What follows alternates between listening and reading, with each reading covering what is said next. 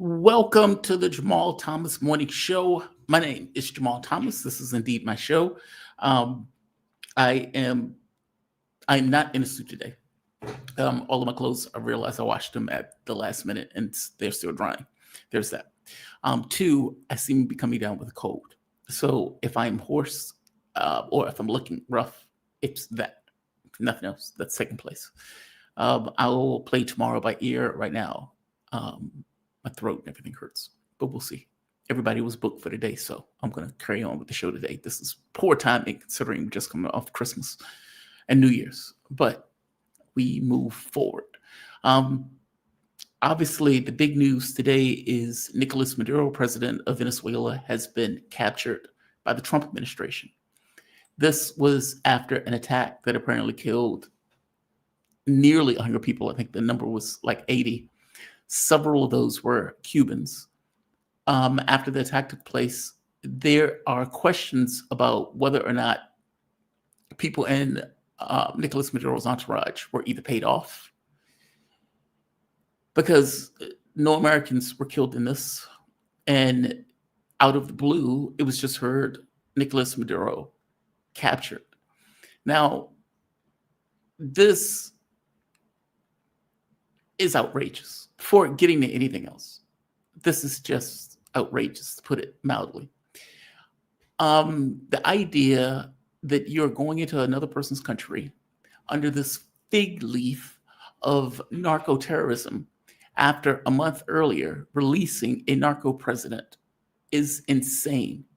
It is even made more insane by the fact that nobody believes that this is about narco-terrorism. In fact, the charges that Nicolas Maduro is being charged with, one of those is owning a machine gun, as if Nicolas Maduro is subject to U.S. law. That is outrageous.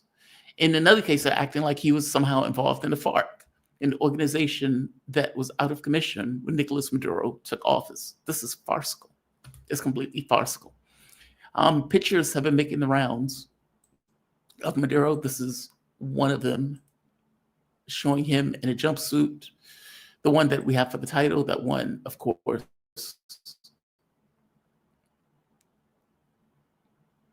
come on, with a bunch of goons effectively standing around him.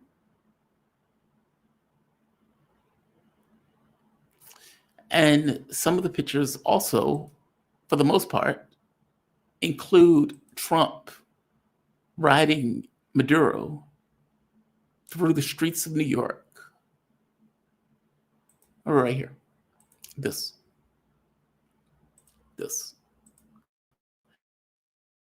All of this is egregious.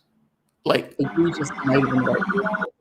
In fact, let me cut this down first, because I want you to be able to see what's taking place here.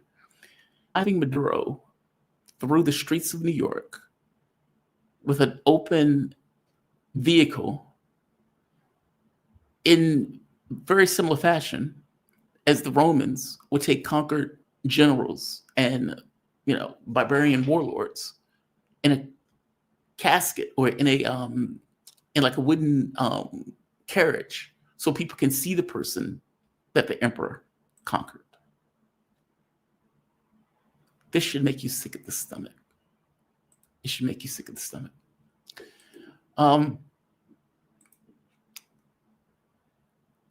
Up to this point, it is not entirely clear whether or not people in Maduro's entourage have been paid off, or whether or not something else took place, because obviously it could have been any of these things. It doesn't seem, or it is also unclear about what's going to happen moving forward, because the vice president, Rodriguez, she is seemingly stepping into the shoes of Maduro.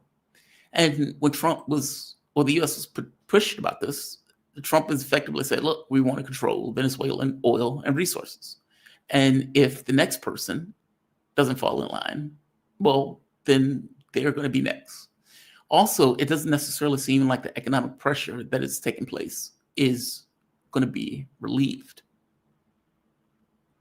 As for Machado was the dingbat that wanted the United States to attack her own country. Well, congratulations, she got a wish.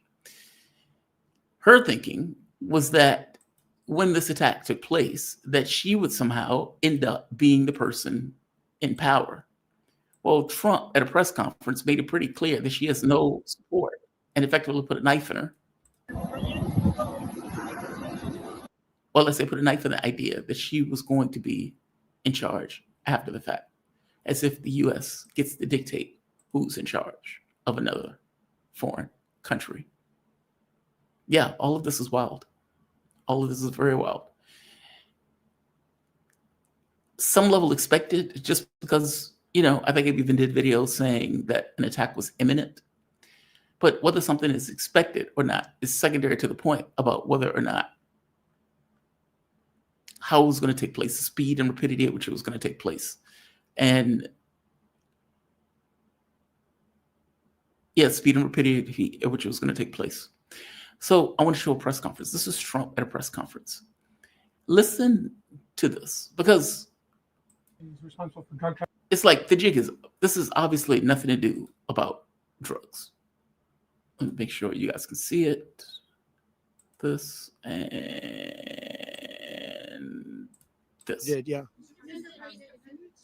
You said that Maduro is responsible for drug trafficking. You recently pardoned the former president of Honduras, who was convicted for many drug trafficking. Can you explain how these two situations are Well, different? And would you ever pardon Maduro? I endorsed, as you know, the winning president, the man who won in Honduras. I endorsed the man who won in Chile. I endorsed the man who won in Argentina. And we are doing very well with that whole group. What the man that I pardoned was, if you could equate it to us, he was treated like the Biden administration treated a man named Trump. That didn't work out too well for them. This was a man who was persecuted very unfairly. He was the head of the country. He was persecuted very unfairly. And there are a number of them. And we felt that it was a very unfair situation that happened to him. He's also a party member of the man who won. So obviously the people liked what I did. And one of the reasons that was done is because of the fact that the party in power felt very strongly that that man was treated very badly. I studied it very quickly, and then I studied it in great detail. I went to a lot of the people standing behind me, and they felt that that man was persecuted and treated very badly. That's why I gave him a pardon. Irony is dead. Irony is dead. It is in the ground. It is in the grave. And, again, I think the biggest question comes up is, now what? Okay, you've taken Maduro out. Okay. Has there been any schemes or plans behind the scenes dealing with, let's say, either Rodriguez or somebody else in the Venezuelan government? That's a question. The military was effectively put on high alert after Maduro was taken out. So there's that. But there's still a lot of questions that are effectively floating around of this. And of course, one of the biggest ones is what happens to Venezuela now. Will there be a change in the political situation? And as I pointed out, when Donald Trump was giving a press conference, so right here, here's another one, asking what is going on with Venezuela at this point. This is what Trump had to say.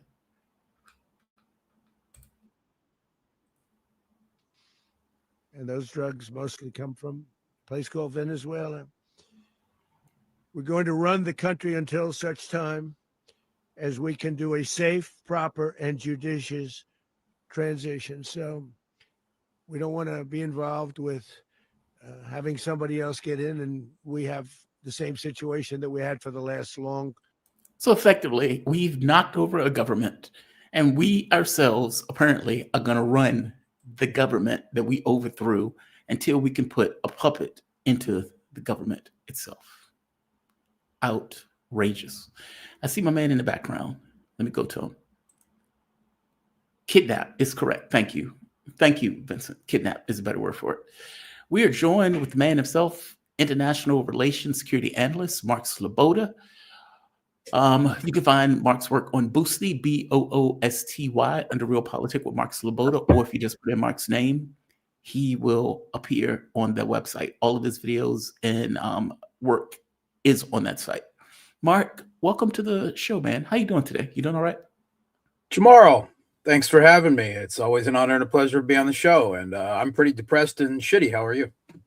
Yeah, angry is probably a better word for it. This is outrageous.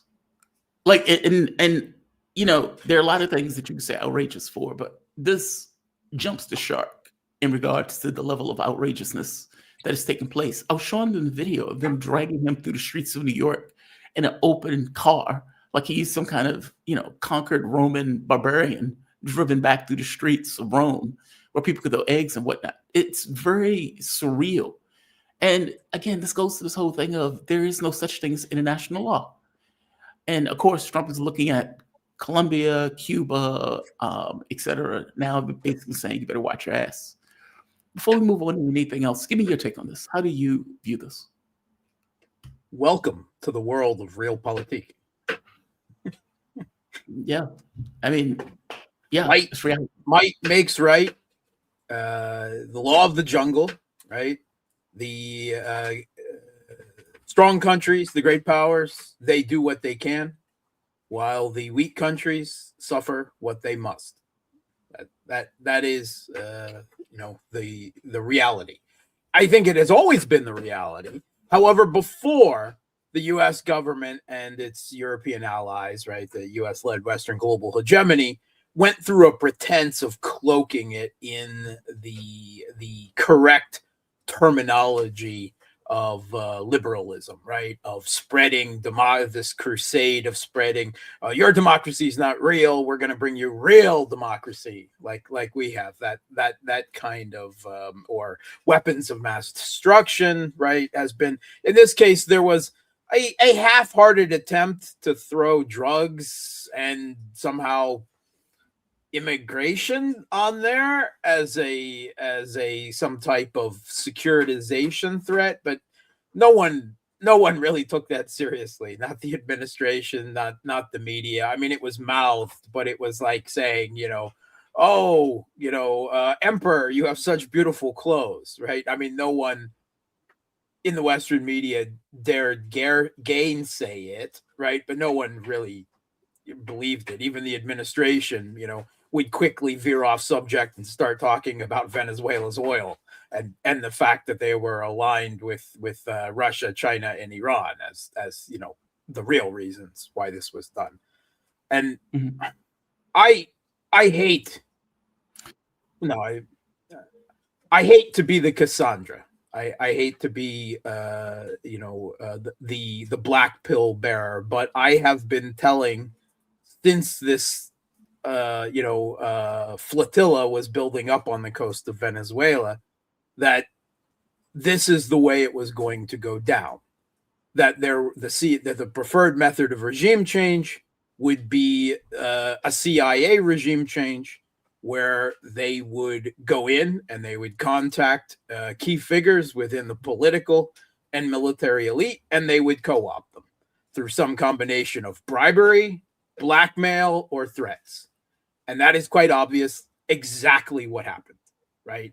I did not foresee the actual physical kidnapping of Maduro, but that's almost a technicality, right? He could have easily been shot in the back of the head by someone, and that would have accomplished the same thing without the public humiliation ritual and the exercise of U.S. power. It like you pointed out, like some kind of Roman triumph, right? You know, dragging him through the streets. But that's all really kind of, you know, side details. It is quite obvious that there was no organized military resistance to this. The U.S. involved some 150 aircraft in this attack on Venezuela, right? The first almost certainly was a wave of electronic warfare that was powerful jamming, but it would not have prevented things from being fired at all, right? But Venezuela had an air defense that, while it certainly would have been overwhelmed, right, but was not completely insignificant and would have done some damage. They had two S-300 SV air defense systems from Russia. They had a number of Buks, and they had some smaller air defense systems as well. But they also had a flood. They had 5,000 Igla man-pads. 5,000 handheld man-portable air defense systems. Any one of which, right, a team of 10 of them could have taken out that entire helicopter foray in that came and got Maduro and took him out quite easily, right? These are very slow-moving, low-flying targets. Exactly, the easiest primary target of man-portable air defense systems, right? And Venezuela has 5,000 of them. None of them were fired. None of them were used. There was no air defense fire whatsoever. There was no organized resistance from the Venezuelan military whatsoever. There might have been the odd unit that did not get the stand down order, right? But those were small incidences, right? It seems that Maduro, we learned from the New York Times that he already had the habit of moving around from several different places. And of course, the CIA, knew where he was going to be because they were told where he was going to be. And the place he was staying in had a safe house, had a big steel self-contained protection, safety room, whatever you want to call it. But he was in his pajamas when he was captured, right? He didn't even have time to get in there. He was not informed that his country was under attack, quite purposefully. Now, we're hearing some evidence that he had a Cuban personal security detail whose members were all killed in the final assault. So the Cubans fought for him. But it is quite obvious that the Venezuelan military, by the CIA co-opted coup, because that is what happened in Venezuela, was ordered to stand down. They did not fire air defense. They did not fight to protect their president. They effectively handed him over to the Americans, right? They're presenting as some brilliant military spectacle. Yeah, okay, they flew in on, but they weren't fired on, right? That's what, of course, made it so easy, not by any effective organized, a military resistance. Almost certainly Delcy Rodriguez, the vice president, was in on this. And we've got multiple Western sources already admitting this. The Miami Herald, the New York Times is now reporting that she was seen by the Trump administration as someone that would cooperate with them and that she reached out to them. Almost certainly the defense minister, right, who has done some posturing of his own since we will fight to the end. Right. Okay, whatever, because you didn't fight when it mattered, right? Vladimir Lopez, right? Also, of course, a large number of the senior military personnel of the country also had to be in on this. This was a coup. It was a CIA co-opted coup. I'm sure that at least some of those people involved believed that they were sparing their country the worst, that they were sparing a war and a military occupation, and that this, I'm sure they were told, this is all we want. We just want Maduro. If you just give us him, then, we'll go away and everything will be fine. Of course, they were fools for believing that type of appeasement, right? But what are they going to do now? Right? I mean, we hear posturing, the Bolivarian Revolution, Maduro is our only real president, blah, blah, blah, from Delcy Rodriguez. But it's quite obvious that she was, at least one of the principal people involved in this traitorous, betrayal of her president and her country. And what is she going to do now? Say, but you told me that that was going to be it. Of course, she's not going to do that because she would be ripped apart by the people but at least some of the people within her own country if she did so, right? She would be an infamous quisling going down in history among all the most infamous quislings. But that is quite obviously the case. And we've heard repeatedly from the Trump administration, that they've already talked to her and she'll do what she's told. Mm-hmm. So all of this is, I mean, I think I started calling it within a few hours. I'm certainly not the only one who did. There are other people, and including some of the people that you talked to who did get this right from the beginning. But now the evidence is starting to trickle in that is just confirming all of this. So once again, I mean, this was done in Syria to great effect, right? In cooperation, of course, with Turkish intelligence and Mossad, almost certainly. It was attempted in Iran, right? And it was at least partially effective. And we actually had a real evidence of it there. That was amazing. There was a Washington Post article covering a phone call from a Mossad agent to an Iranian general where they told him, he I guess recorded it, and it was released, where he was told, we know where your wife and your kid are. Unless you make a video denouncing the government and leave the country, we will kill them. Right? That is an example of the threat type of the bribery, blackmail, threat co-option model, right? But that is, one example. In Iran, it wasn't completely successful, at least not the first time, although it seems we're already gearing up for a round 2 on that. It was done in Tripoli, in Libya, at the end, when the commander of the Tripoli defense stood down the defense of the city and brought in the Islamists and the Qatari special forces who were spearheading them at the time. It was done in Iraq in 2003, which has been openly reported on, although it's not generally acknowledged, that a considerable, not all of it, but it was early days of this protocol, shall we say, a considerable portion of the Iraqi military was actually stood down. Their troops were ordered to stand down. So we see this playbook again and again and again, and it is more often than not successful, or at least, somewhat successful. So it wasn't a big leap to understand that they would do this again. And Venezuela is ripe for it. Just like with Syria, their economy has been hollowed out for years, more than a decade now, by U.S. Western sanctions, right? The people, they have, under the shift from the passion for Chavez and the initial phases of the Bolivarian Revolution, have had time to settle into a drastically reduced standard of living, of economic opportunity, of the like, by the heavy pressure of these sanctions regimes. They've hollowed out the economy and hollowed out, thus, the political support, the belief in the Bolivarian Revolution. Not completely, right? No one's saying that there aren't people in Venezuela who believe this, but quite obviously, even among the people at the top, right, the very top, closest to Maduro in power, there were people who were able to be co-opted in the face of this.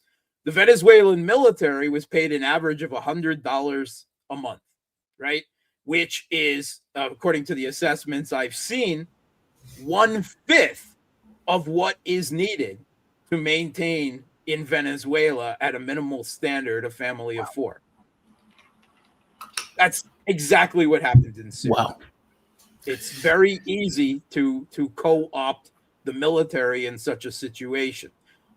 There might have been an initial belief in the Bolivarian Revolution to a very high degree, and among some people, I'm sure there still are, but it was hollowed out for a significant portion of the population under the relentless pressure of U.S. sanctions and, the standard pressure cooker strategy for years. Colombia had a right-wing government that was squeezing Colombia. Yeah, that changed recently and actually let off some steam and everything. But this start of this oil blockade, right, however porous it actually was starting to, have a pressure effect as well. And again, I believe probably some of the people involved did it for money, and probably some of it were pressured into it. And probably some of them believed that they were sparing their country the worst and that they could cut a deal with Trump, with the United States. More the fools them. Yeah. A lot of people, I mean, if I step back from this and present it in a certain way, where you say, as a leader, all right, do I accept the death of, I don't know, 10,000 people, or do I fight what is grotesque adventurism by a foreign illegitimate entity? And but one that you can't win. Yes, like this is the Evo Morales debacle, right? Yeah. In Honduras, or I'm sorry, Bolivia, where Evo Morales, they said, well, this election is fraudulent. And Evo Morales was either going to fight a civil war or he was going to step down. And a lot of us were like, you can't step down from this. Like your job as a leader puts you in a particular position where you must defend the ideas of the country against predation, which is effectively what this is, especially illegal predation. And if you don't, then you have no sovereignty. This was kind of the Iran dilemma, right? Iran has to defend its sovereignty, otherwise it doesn't have sovereignty. And we know that Maduro, they attempted multiple times to offer, they keep saying how many, they offered him sweetheart deals. They offered him get out of the country, take some money, we'll provide it with you if you don't have it, all kinds of deals. And he rejected them, right? And that itself, I wondered myself if he would take them. But it seems that Maduro was, if not in general competence, the heir of Maduro. At least he stood by it till the end. Yeah. But now it's the end. What does this mean for the other South American states? And I know you're not a South American expert in a sense. But but it's pretty obvious, right? I mean, right. How many times has Trump already threatened Colombia with the same? I mean, I've lost count already. That basically calling out the Colombian president for objecting to all of this and saying, you're next, you're a sick man, another narco terrorist, we're taking you out next. Mexico has been threatened multiple times already, and Cuba, I mean, that's a given. I mean, that's for Marco Rubio, of course, whom is driving all of this, the political intent in Washington, right, behind this to a very high degree. Venezuela is just a stepping stone to Cuba. But it's also, of course, a chilling message to the rest of Argentina. We control this hemisphere completely, right? That is the Trump corollary toward the Monroe Doctrine, or, I mean, just beating the memes already. Trump himself openly saying the Don Roe Doctrine, right? Like some mafia warlord. Mm-hmm. And I mean, Brazil, Lula, what? I mean, if anyone had the responsibility in South and Central America, right, in Latin America, to be the one to at least politically, at least rhetorically, rally the hemisphere as the largest and greatest economic power in South America, as a member of BRICS, they had a responsibility to speak out against this for months, to rally political support, to at least decry it. No one expects, because Brazil is not a military power, for them to do anything to stop it. But they didn't even galvanize South and Central America politically, right, against this. And if they couldn't be bothered to do that in their own backyard, well, then what? I mean, people have absolutely ridiculous expectations on Russia, China, and Iran, right? On the literally each of them on the other side of the world from this, on what they could, they couldn't do anything militarily to stop this, right? And I mean, again, the same situation as with Syria at the end. Well, surely Russian intelligence also understands what happened there. How are they going to defend the Venezuelan leader, when the Venezuelan government itself sells out their own president to the United States? I mean, what can they do in that situation, or what can the Chinese do? And we know, I mean, the Chinese envoy was the last. Just there. He was just there. He was the last public meeting Maduro had, right? Hours before all of this happened. And that, of course, is a message and a gauntlet thrown down to China, on top of already seizing oil tankers that, while maybe not owned by China, were on their way to China when they were seized. So I'm sure there are people within the bowels of the deep state that are looking at this as a geopolitical chess match, and they're saying, "Oh, you're not going to stop your attempt to reflip our, night in Ukraine. You won't stop? Okay, well then we're going to take out Nepal, and we're going to take out Syria, and bam, there's Venezuela too, and all its oil. How you like that?" We're in a geopolitical war, a World War III right now, and this is being fought all over the planet. It is for the future world order, and these are a number of pawns and lower pieces that are being quickly removed from the board in rapid succession. Well, I'm curious on. I mean, mind you, this is taking place openly, unabashedly, while the U.S. is supposedly in a quote unquote negotiation with the Russians. And on some level, this is aimed at Russia and this is aimed at China. I mean, China and Russia's relationships. And Iran. And Iran, all of which have relationships with Venezuela. And now Venezuela has, for lack of a better term, been taken off the chessboard. How are the Russians going to view this in any kind of negotiation with Trump? Or is this just not going to factor and not come up one way or the other? I mean, add this, because in the last week since we've talked, we've had these revelations. I mean, I've talked about it, and Brian Berletic and a few others have, that all of these drone attacks on Russian refineries, all of these drone attacks on civilian shipping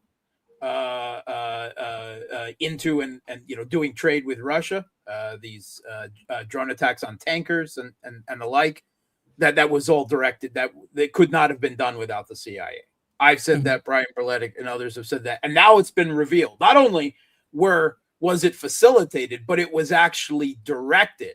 And the CIA, they went into such detail as they instructed the Ukrainians on which refineries to hit and how to specifically target a particular coupler that would lead to longer downtime before repairs could be effected, because it was a harder part to replace. This is openly printed in the New York Times, that while at the same time they were presenting themselves as neutral moderators of this, as attempting to end this conflict, diplomatically, and the appearance that the Pentagon at least actively was stepping back, even if they were pushing the Europeans forward with their own weapons.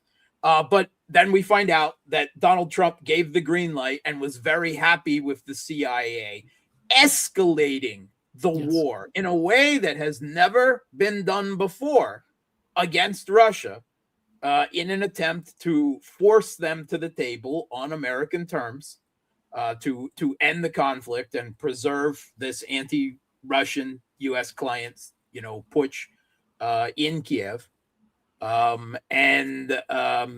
Russians have certainly known about this all along. Again, we suspected it. Now it cannot be denied any longer. And almost certainly,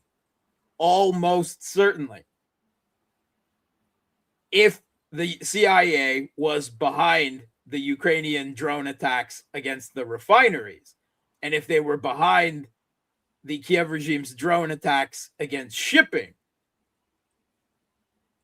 99.9% certainty they were behind the drone assassination attempt against Putin that Yes. occurred last week, right? Yes. This is the CIA war against Russia. Now, Russia understands all of this.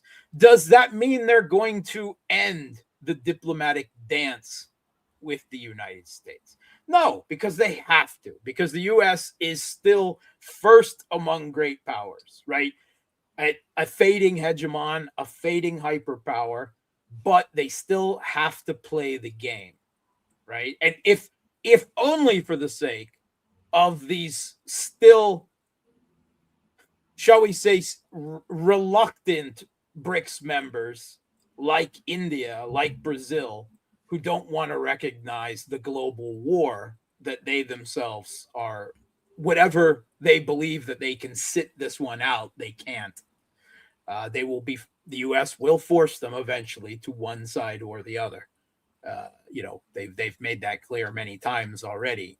But Russia still believes that they have to play the elder statesman in the room. But I have to tell you that particularly after what has happened in Venezuela and the revelations of the assassination attempt against Putin, there are a lot of Russians on the general public, the Telegram channels, and almost certainly among the political elite saying, why are we fighting with international laws and norms and at least fighting to some degree with kids' gloves on, an attempt to keep this above board? Why are we maintaining a moral high ground, a legalistic, international legalistic high ground, when it is doing us no good? And we see that the principal adversary, right, the Iranian great Satan, if you will, that is behind all of this, just rolls over everything themselves. I mean, and goes right for the decapitation strike, one way or another. And that's what they did in Iran. They attempted to do. That's what they did in Syria, and that's what they just did in Venezuela as well. And there's a lot of bitterness about That's that. a hell of a question. Yeah, that's a hell of a question. It's apt. It's a very apt question. I'm curious from the standpoint of the media there and the commentary that's coming out. Putin was already getting pressure on this point. Yep. Why are we pretending to be in these negotiations? Why are we pretending when the United States, meaning why are we pretending that the United States is acting as a deal maker and prosecuting the war simultaneously when we know that's not the case? Has there been, let's say, a shift even from the government on that question, or not so much? Okay, so yes, Russia is, first of all, let's just say that Russia is playing this diplomatic game. And I believe, of course, they will continue to play it because they have to. And there are multiple reasons for that. But, and however, that may stick in your gut and you may find it morally offensive, like I do, right? I'm sure many others do. Just to even pretend to talk to the Americans at this point is offensive. Russia will continue to do it because they have to, diplomatically with regards to the global South, and to some degree because the America is so powerful still, economically, militarily, politically. But keep in mind that they have never once let that diplomatic game interfere with what their military is doing on the ground. And ultimately, that's the most important thing, right? They haven't declared any ceasefires. They haven't, the last one they did was this brief one over energy infrastructure strikes for 30 days, or, back in February, so when Trump first came into office. And that was within the Russian military didn't need ultimately to make any energy infrastructure strikes for 30 days at that time. It was then a once a month attack that was occurring, and they had just done an attack so they could do damage assessment for a month before there was the military need for another one. So even that was was not any real sacrifice that they were making. But ultimately, Russia is continuing, right? Like a dog or a wolf or a lion, with a death grip on its opponent's throat. They're not letting go. And that diplomatic game has not been allowed to interfere with that. That Yeah. will continuing. And that's part of the reason for the U.S., I believe, anger and fury and odd escalation here and there and everywhere. I think to some degree, the decision to go after Venezuela in such a way was almost certainly, to some degree, a consequence of Russia refusing to end the conflict in Ukraine on American terms. If this was Cuba, what you think? Obviously, Cuba and the Soviet Union has a certain relationship. Yes. Going back prior. Yes. And even though, as you pointed out before, Russia's not going to get into, a standoff with the United States over Venezuela, but the same thing holds true for Cuba, especially considering Cuba is in. It's simply logistics. It's simply logistics. Russia doesn't have the ability to power project into the Western Hemisphere. People don't understand that. I mean, there's always this thing where, half the people try to make the Russian military out to be 100% completely incompetent and capable of anything, while other people imagine it's superhuman, a greater superpower than the Soviet Union in military terms at the time was. And neither of those things are true. Russia has a very competent land military force right now, the best air defense and electronic warfare in the world, right? They're right now, at least, riding the crest as the dominant drone power in terms of production and experience, actual combat experience. But they can't project power into the Western Hemisphere. They don't have fleets of aircraft carriers and the like, and that would provoke a nuclear confrontation with the United States. Now, there is a legacy because there was a deal struck in the Cuban Missile Crisis over Cuba, right, by Russia's legal predecessor, the Soviet Union, that America would not attempt to militarily overthrow the government in Cuba again, right? That they attempted lots of times to assassinate the leadership and to promote, color revolution type regime change in Cuba, but they haven't tried to militarily seize Cuba again since the failed, Bay of Pigs disaster and then the Cuban Missile Crisis after it. Mm-hmm. And that has held through even as the Soviet Union dissolved and Russia took its place. But we're entering a new phase of worldwide geopolitical conflict. And I don't believe that Cuba is protected anymore under the legacy of that arrangement. Now, Russia will feel more affronted if the U.S. goes after Cuba in a big way again, because they believe that they had a legacy agreement with the U.S. on that regard. But surely at this time, they can't even expect that the U.S. would hold to anything, particularly an agreement that was made with the Soviet Union when the Soviet Union was still a rival superpower, right, at the height of the Cold War. But ultimately, Russia will not be able to protect Cuba if the U.S. goes after it in a big way in the next 3 years. And 3 years is a long time. And I mean, even after 3 years, there's no guarantee that the next U.S. president, wouldn't go about it as well. So, yes, I mean, you've heard Mark Rubio and Trump and others say it, that that if I were the leadership in Cuba, I would be decamping. And as Pete Hegseth, the Secretary of War, in his frat boy best, so eloquently pointed, F around and find out, right? I mean, that's That's his. The U.S. I mean, it has always been that role, but there was a mask before, and now the U.S. is just so blatantly a mafia warlord, right? In its style of geopolitical hegemony, that even the Europeans blush at this point. They're like, but you're supposed to pretend, right? You're supposed to throw out their words like democracy more often, right? Game. Yeah. The interviews that you've seen with the European leaders, with Keir Starmer, with the French over the last week, they're like, yeah, we're glad Maduro is gone, but we still believe in international law, and yeah.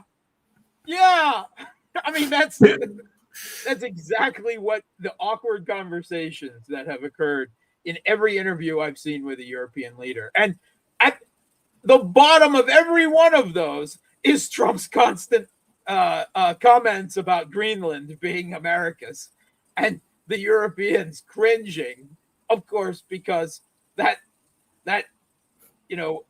mafia warlord style of what's yours is ours is constantly now being hinted at. And what are the Europeans going to do if that is turned on them as well? And Trump just land. I mean, U.S. already has more troops in Greenland than Denmark does. I mean, it's not it's not hard to see Trump mocking Denmark over the weekend that their idea of additional security was an extra dog sled team, right? And so forth. And it's quite obvious why he wants Greenland for the Arctic war. Right.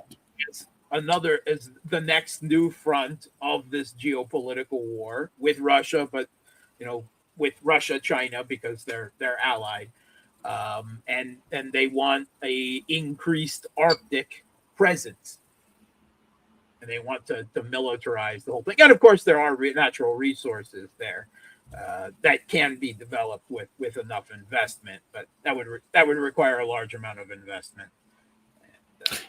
With Venezuela being taken, do you think Greenland is in prize? That this is like a shot of Viagra, and the Trump administration is in their mind. Oh, sure. Hey, they can't do anything about it anyway. There's no way that they can't be riding a high off of this and feeling their strength. And in a way, this was because Trump, they failed to overthrow the government in Iran and had to. However, they tried to phrase what happened, right? Drop some bombs, declare victory, and go home. You can go back further than that, and the failed attempt to play whack-a-mole against the Houthis in Yemen.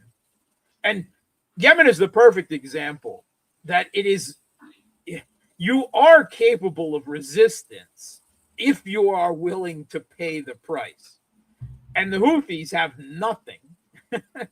The Aran Salah movement, and they fought off the United States, but the government, the military in Venezuela was not willing to go down that road. Yeah. But so Trump,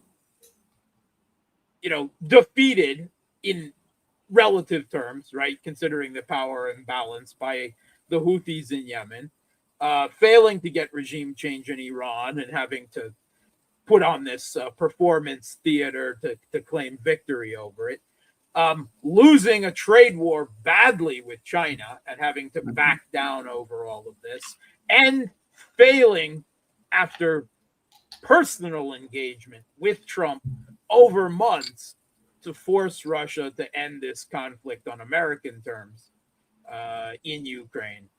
They wanted a victory. And so we've said it before. I've said it on your show, low-hanging fruit. Venezuela was the easy, low-hanging fruit right in their own hemisphere, a government, an economy that had already been hollowed out by U.S. sanctions, and that Russia, China, and Iran couldn't do anything about from, their geopolitical position on the other side of the world. But now this is going to embolden them even more, right? There was for Trump was never ideologically against regime change. He was against the failures of regime change. And now they're saying it openly.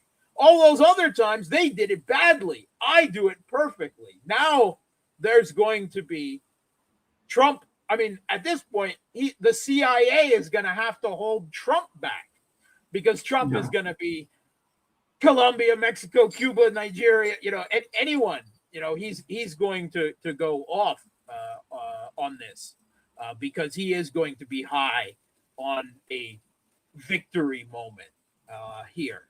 And it must be said that the story in Venezuela is not completely over. I expect over time some form of leftist guerrilla movement to emerge, right, in Venezuela, but with the understanding that first and foremost, they'll have to fight the new Venezuelan comprador government, the military, right? You will have Venezuelan leftist guerrillas who will have to fight the Venezuelan military first. Because quite obviously there is going to be a transitional government of one form or another. And I had thought they would immediately bring the Venezuelan opposition in and try to declare some type of transition government. And I said as much days ago already, but they're not even bothering with that. They're going right for the colonial administration, right? Right for Rubio and whoever his handpicked, proconsul is, to rule over Venezuela. And they're not making any secret about it. So, and the killer was the complete dismissal of Machado now that she is now that she's no longer, a useful tool in their toolbox. Oh, she never had any support anyway. She never had any support or respect in Venezuela everywhere. And the Norwegians are like, but we gave her the Nobel Prize because of all the support she had in Venezuela, right? Fool you. Yeah. Yeah, more fools all of you, right? Machado thought she was going to be ruling Venezuela. That is so wild. That was honestly, if any of it was funny, that was the only funny that part. was comedic gold. I mean, It's black humor, right? You have to find these things that you can laugh about all of this. But all of these fools who think they can appease this beast or use this beast or ride this beast or whatever, make a deal with this beast that is the United States. How many people, how many proxies, from the Kurds to the, how many have we seen thrown under the wheels of this beast? And there's never anyone not willing to step up to be the next, blood lubricant for that beast's wheels, is there? Mark, I guess one of the last questions while I have you, predictions for the coming year. This is the first show that you've been on for this year, the first Monday of the year. You sent me a clip of, I forget the person who's on there, but Maloney. It was the Maloney, Italian Prime Minister Maloney. Yes. Yeah. She said that she was addressing her own country's parliament in the end of the year address. And she said that I understand 2025 was bad for all of us, but don't worry, 2026 will be even worse. And I sensed that to you, and I meant it when I sent it. It wasn't just humor, because we're going to see escalation everywhere. We're going to see further such regime change attempts. Absolutely, certainly. Israel is blowing the horns. I mean, go on Twitter and make a post about Iran and Israel and see how quickly the bots line up to attack anything you say on it right now. Israel is in drive to war mode. Netanyahu was just in the U.S. last week, and U.S.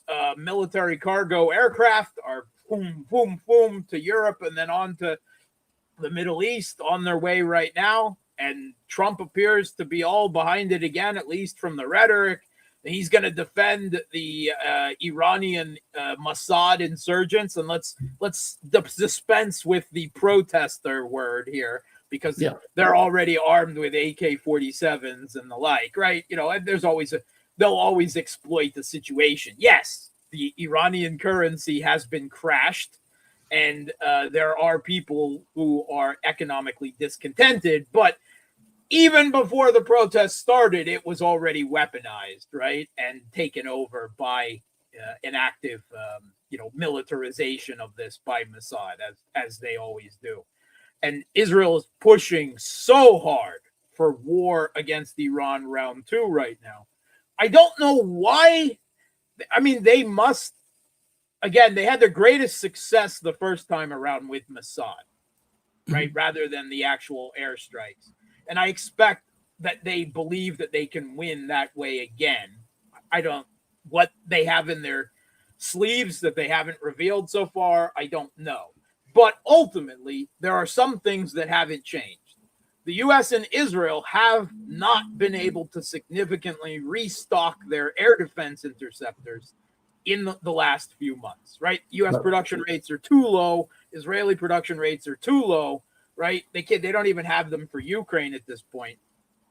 Whatever they do, Iran is going to have far more missiles, far more, than they can. So that means that if they're attempting to reignite it, they believe that they can win it in terms other than the long-range strike war of attrition that the first one had devolved into.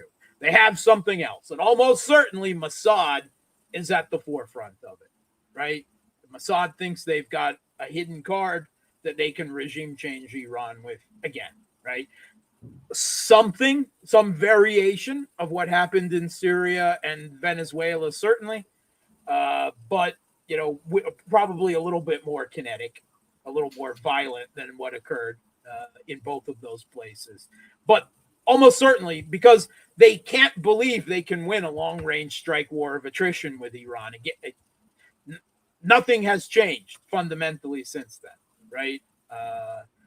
When they had to quit that war because Israel was starting to get pounded even harder in return.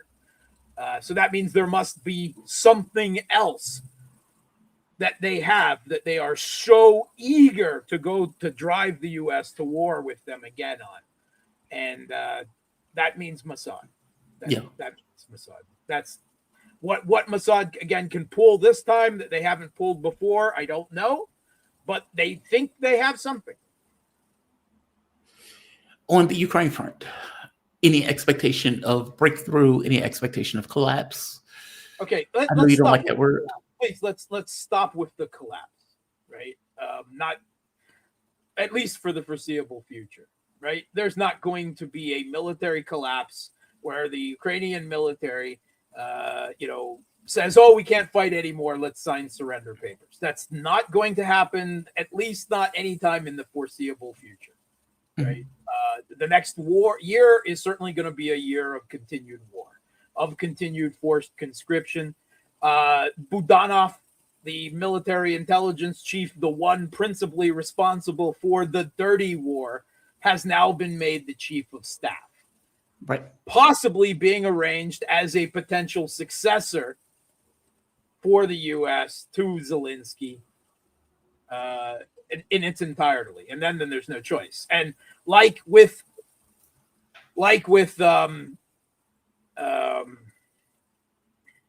the former defense minister I'm sorry, that was chief of staff. I'm sorry. Like the former defense minister, Budanov is a Banderite, right? He is a committed anti-Russian fascist ideologue.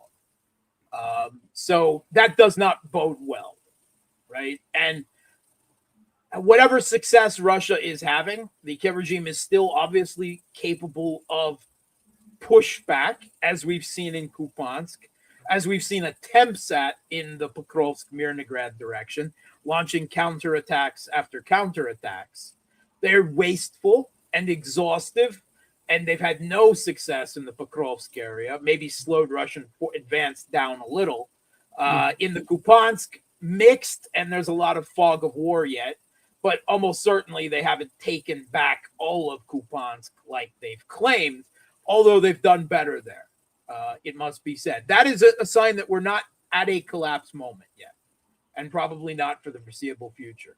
I think we are more likely, it is a greater percentage likelihood of a political or economic collapse than there is of a military collapse. Crumbling, yes, right? Localized crumbling, that we'll see. We could see breakthroughs. We're still seeing one in the south, in Zaporozhye, east and west, right? Both directions there. We could see another breakthrough in Sumy, all right, because the Kiev regime took troops from Sumy, moved them to Kupiansk, and now Russia has reactivated the Sumy front. That would, if they advance there, if they take Sumy, then that is a direct another threat to Kiev itself, and that would force the Kiev regime to pull back from other areas. But again, don't expect a big C collapse. Not yet. I mean, there are people who have been predicting that every 2 months since the beginning of this conflict, and you know who I'm talking about. Yes. Just not yet. We're not there yet. Okay. Crumbling, yes. Collapse, no. Probably by autumn, Russia will have all of Donbass more or less under control. But I was the most cautious of all Russian, in the alt media sphere in terms of military predictions. And by my own count, the Russian military is 8 months behind where I predicted they would be at the beginning of this year. So it's not slower than expectations. Yeah, I thought they would be moving on Slavyansk and Kramatorsk already by the end of this year, and that won't be until the spring, right? While Russia is still over 50% supposedly of Konstantinovka and Liman, they aren't taken yet, right? And I thought they would be by New Year's, right? And there's still fight there. Probably another couple of months of fight, at least, in both of those places. On the other hand, we did get Seversk, we did get Pokrovsk, we finished off Mirnograd at the end, and Gulai Polya was unexpected. That I did not foresee, but that fell rather quickly.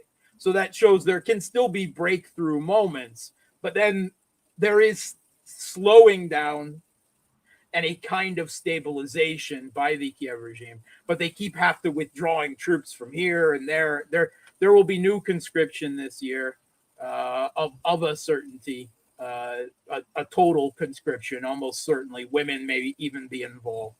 But the regime is not going to give up. And the U.S., the CIA, as we've seen, is only going to escalate this thing.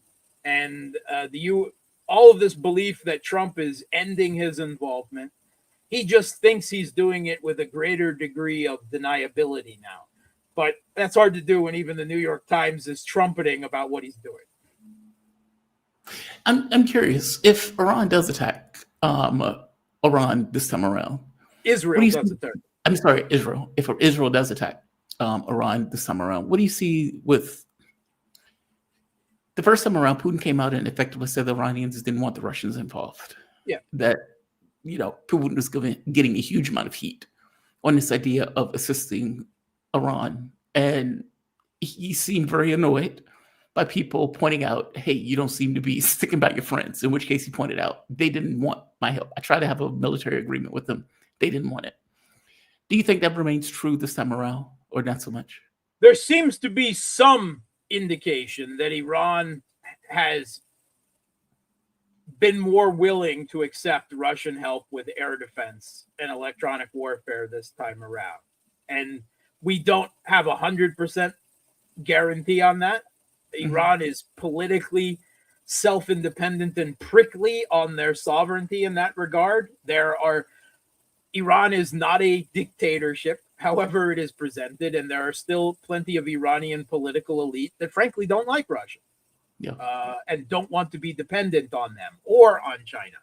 So I expect that some assistance has been given to Iran, and more like intelligence, C4 ISR will be given in round 2, but ultimately not enough time has passed to build Iran the type of air defense and electronic warfare shield that Russia has to such great effect in this conflict with the United States over Ukraine.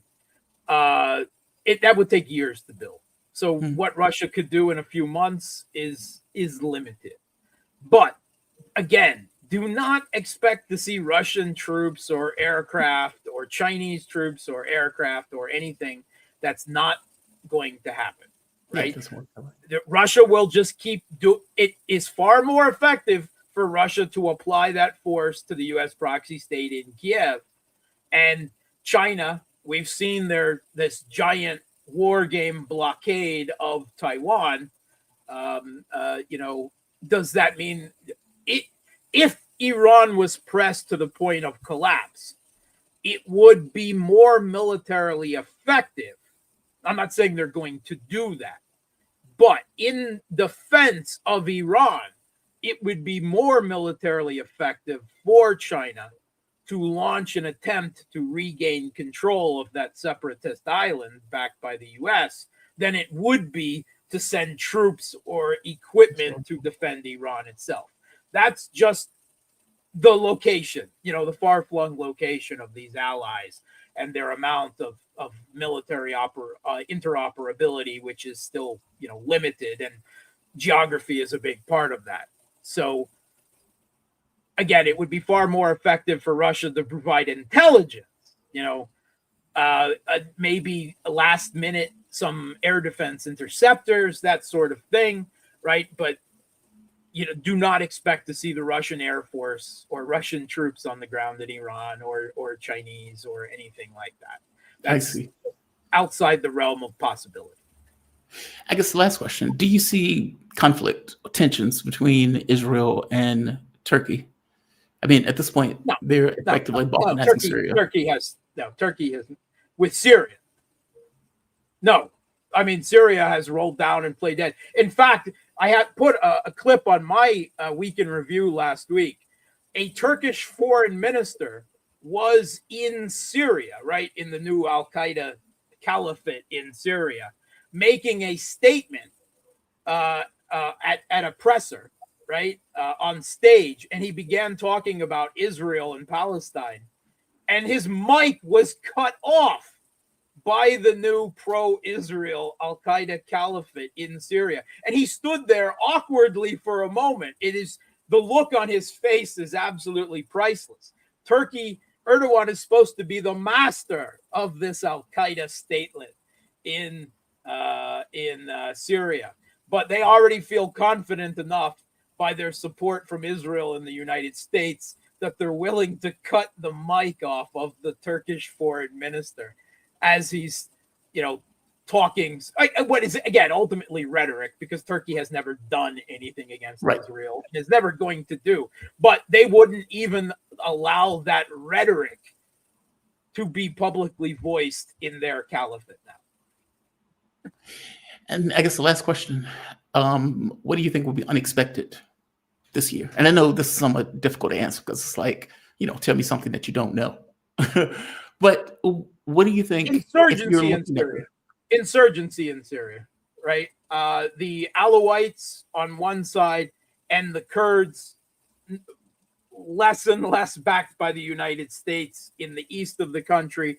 We're starting to see clashes more and more with the Al-Qaeda, Jilani's forces.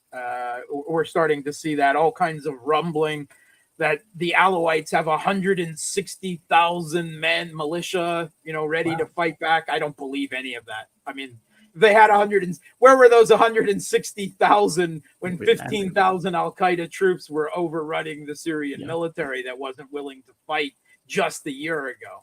I don't believe that, but I believe that they have more than they did before, right? That there will be some type of beginning fight back in Syria.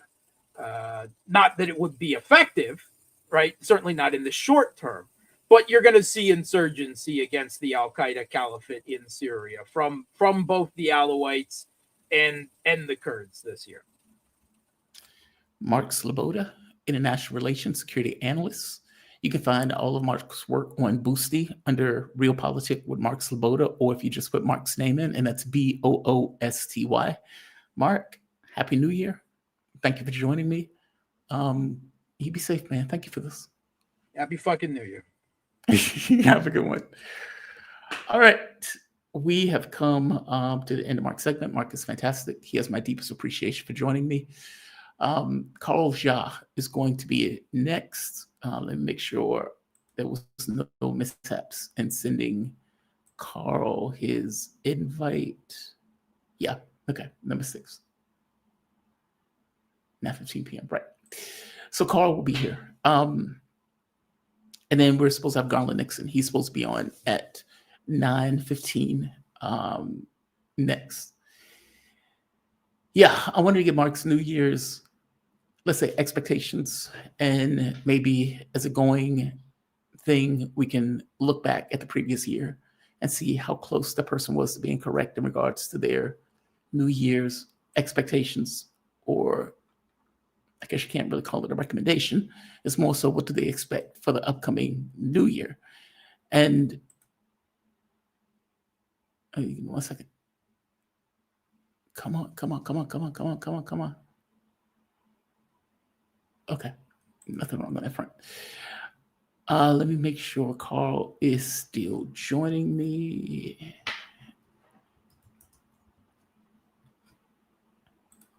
Yeah, this is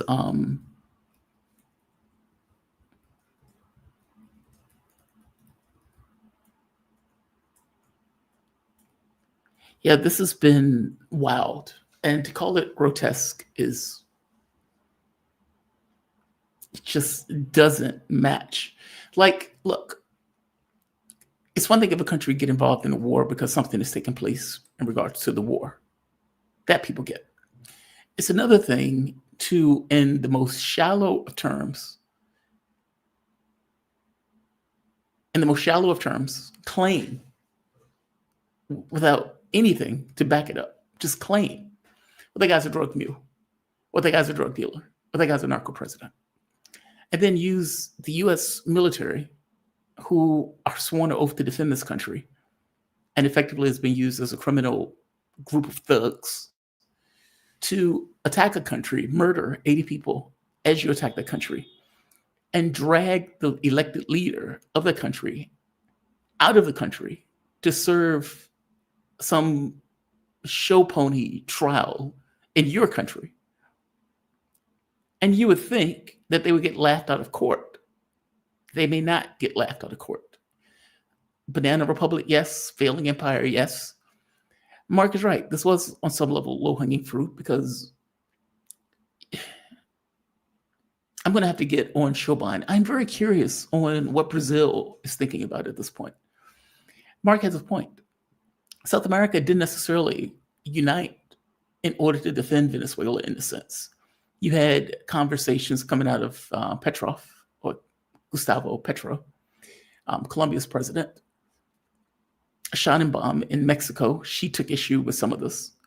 But for all intents and purposes, what you ended up with was acceptance, or reluctance to get involved. Now, I pointed out before that countries seem to be loath to get involved into something if it is not in their direct, specific interest to do so. Many countries don't put their necks on the line for other countries unless there's a reason and a rationale to do so in a way that is overtly significant. And that seemed to be true. I see my man is here. We are joined with the man himself, Carl Jha. Happy New Year, Carl. How you doing, man?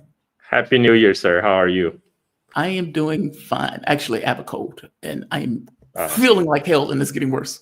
But I booked the show for today, so I'm forced through it today, and I'll see where we land tomorrow. But just for the audience, Carl Jha, he's host of Silk and Steel podcast, focused on China and surrounding regions and their history, culture, and politics. You can follow Carl on Twitter at Carl Jha. You can follow his podcast on Twitter at Steel Silk In, and subscribe and support their podcasts at patreon.com/silk and steel. How has your weekend been, or how has your New Year's been so far, Carl? I have been sick too, man. I have my whole family was sick for the entire vacation. I'm just getting better now, so this is my actual first time recording with anybody since Christmas. Well, So thank you for so that. I'm looking forward to this. I haven't even been around anybody. That's the wild part. It's not like I've been out here balling, hanging out in the cold air and everything else. I woke up this morning, and it's like when it first starts, it's like, I think my throat may be sore. At least for me, it always starts with a sore throat, and sometimes you can't necessarily tell. And then you just start feeling crummy as the day gets further and further and further into the day. So it's fine. It's life. We are but men.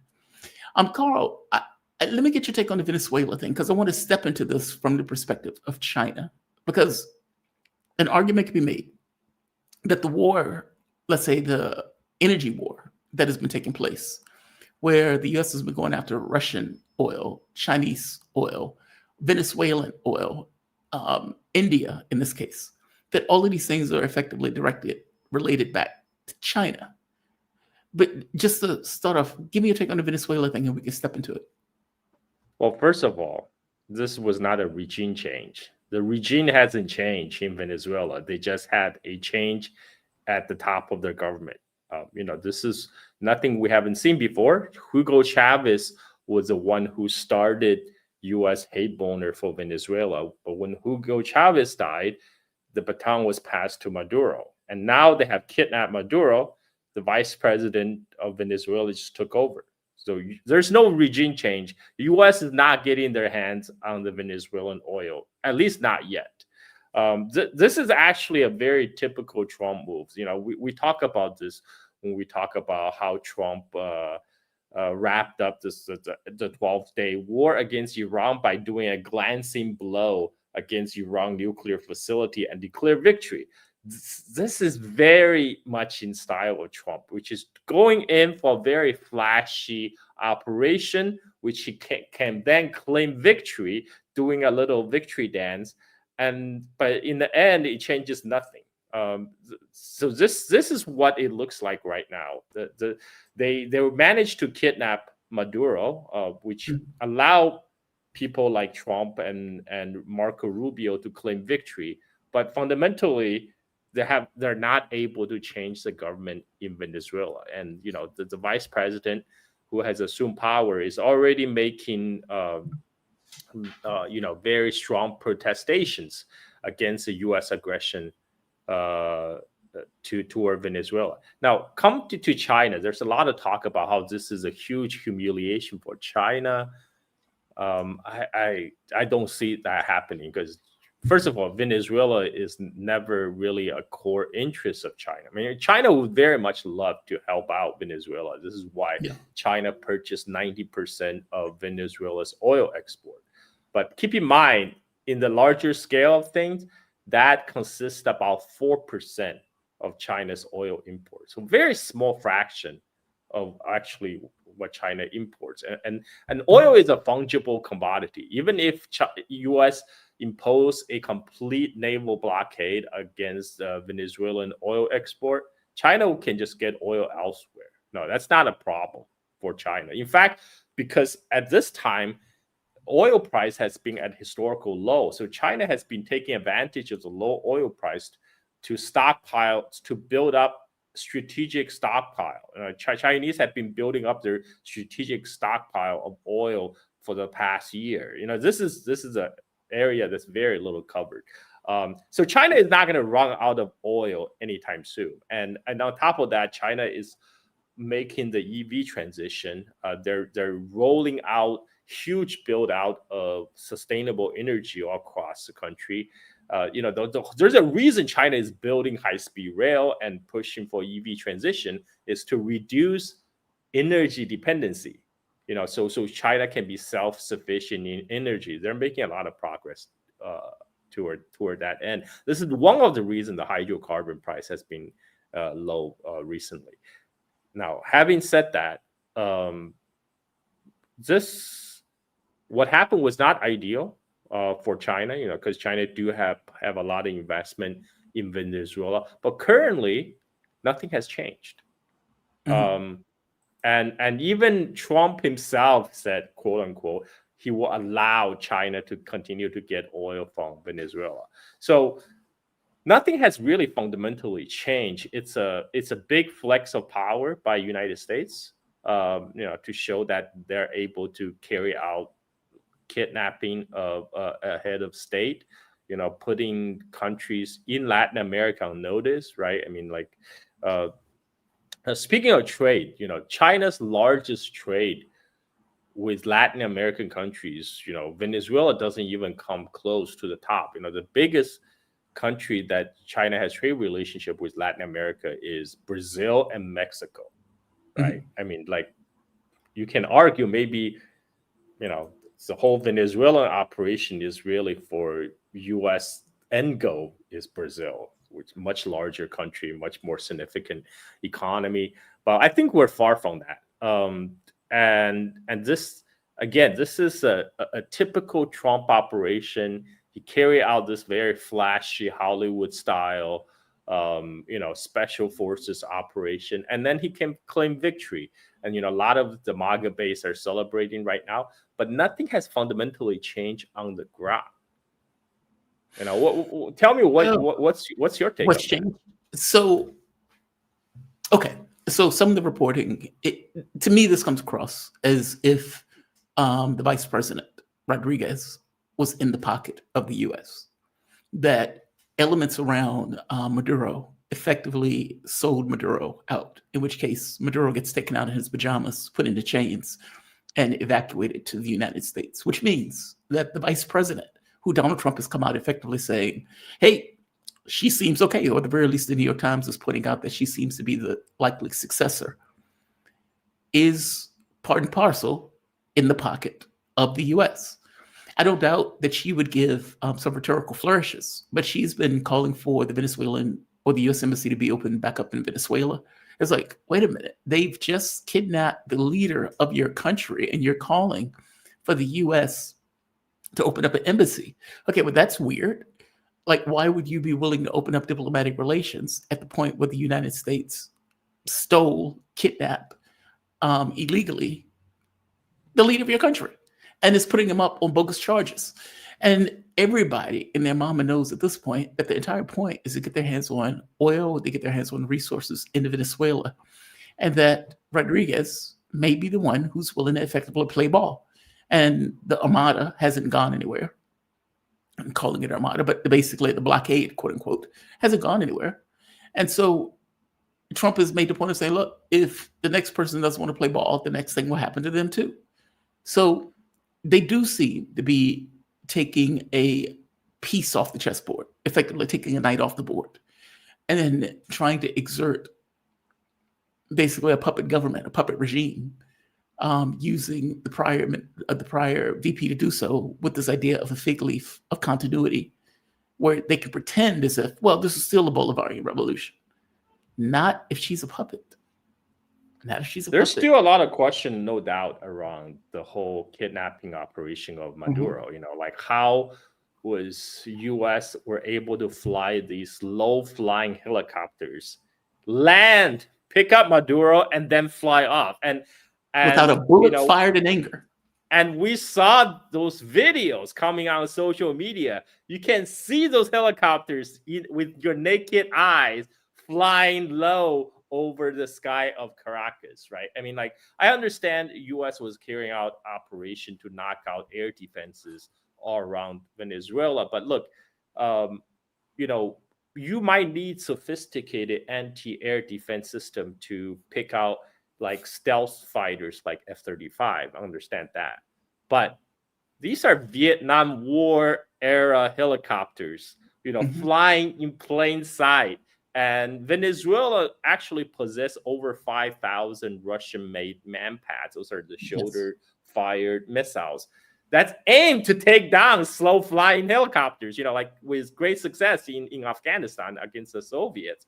And there's no report of any U.S. helicopter down. I mean, there's the possibility could be the U.S. The Venezuelan military was completely caught by surprise.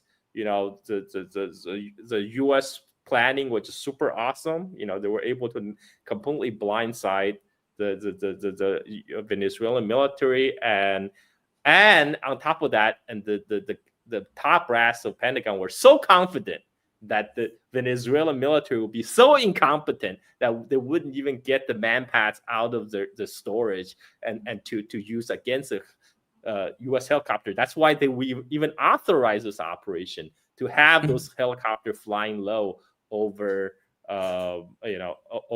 over Caracas. And Caracas is not even on the coast. People not familiar with geography. The U.S. had to fly their helicopters from their carriers on the Caribbean, but Caracas is not on the beach because the beach of Venezuela near the Caribbean is really hot. Caracas is on the other side of the mountain, where it's a lot cooler with higher elevation. So they had to fly in from the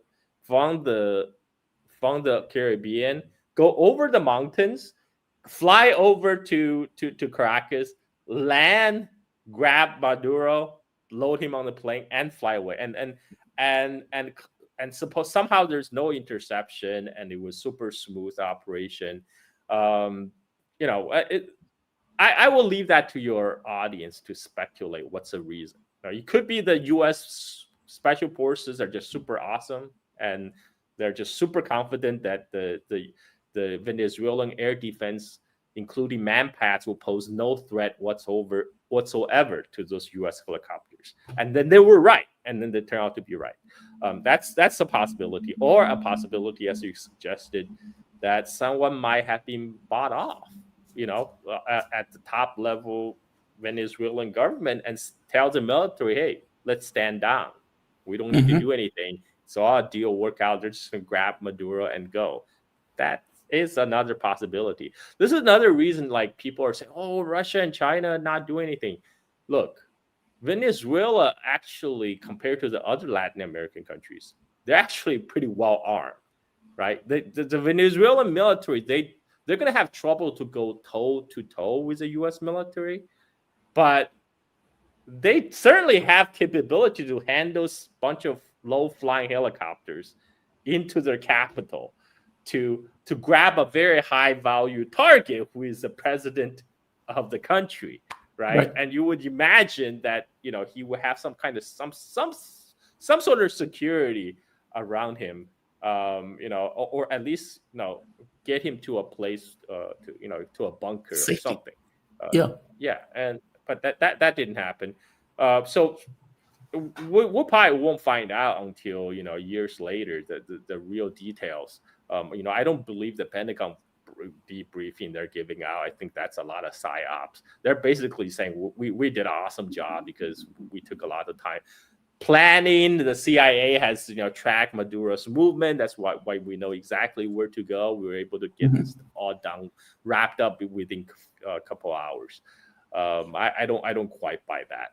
But yeah, with the thing with all those talks about, oh, this is targeted toward China, actually it's the United States that needs the Venezuelan oil more than China does, because United States, they have these legacy refineries, particularly along the Gulf of Mexico. I'm sorry, Gulf of America now, like in the southern United States, that was set up to refine heavy crude, the type of crude oil that's produced by Venezuela.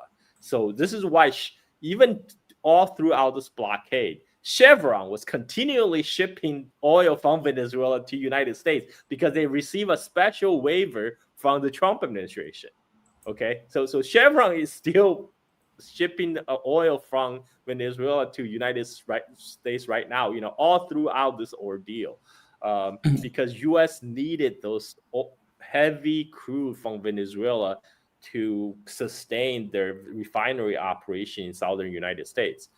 Now, this is also what Trump means when he says we want their oil. He actually says we want them to return the stolen oil back to us, because he's talking about Venezuela's nationalization of the oil industry under Hugo Chavez, when the Venezuelan government told all these foreign multinationals, particularly U.S. oil majors, like, look, you have been operating in this country for a long time, and you only give a very small minority share of the profit to the Venezuelan government. That will no longer stand. We demand a more equitable share of the oil wealth. If you don't like our arrangement, you can get the hell out. That's when a lot of the U.S. big companies, oil company, did pull out. Only Chevron was in Venezuela because they abide to the new profit sharing scheme of the Venezuelan government, and that's why they also received the special waiver from Trump all throughout all this time to continually ship that oil to the United States. So if this is United States trying to shore up its position in its own neighborhood, like they laid out in that national security document, which they openly released, because like Latin America is number 2 on their list right now. This is exactly what they said they were going to do.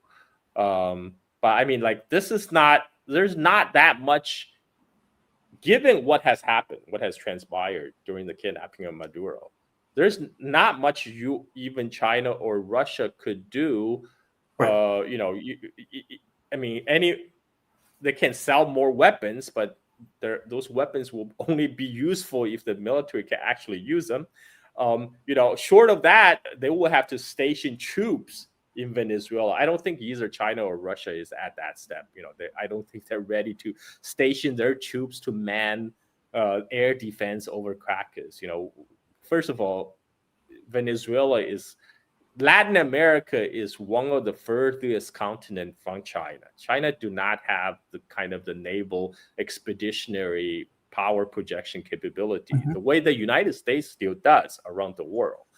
Where's the Chinese naval base, for example, in Cuba or Venezuela, that were able to provide logistic support for even such an operation?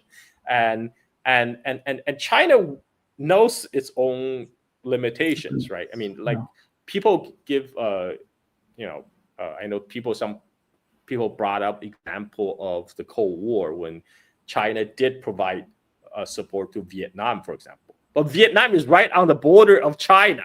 This is why China was able to provide unlimited support to Vietnam during the war, because Vietnam is right on the border. China has railroad that just go right into Vietnam, and China actually did send 300,000 PLA troops into Vietnam to manage the anti-air defense side, and also to rebuild the bridges and infrastructure that's been bombed by Americans.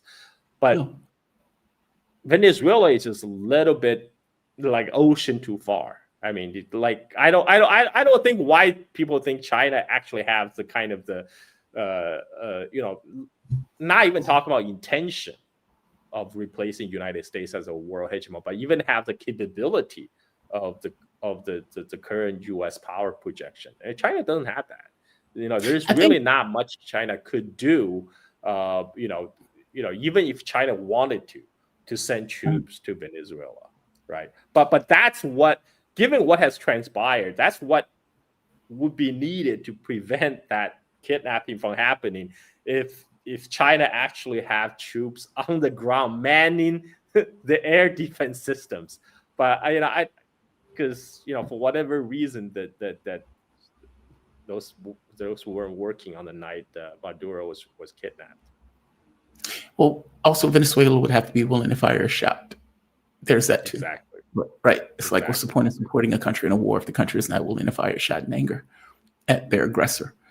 I think what people see, and the reason why people bring up China and Russia, is because they recognize that Venezuela has a relationship with both.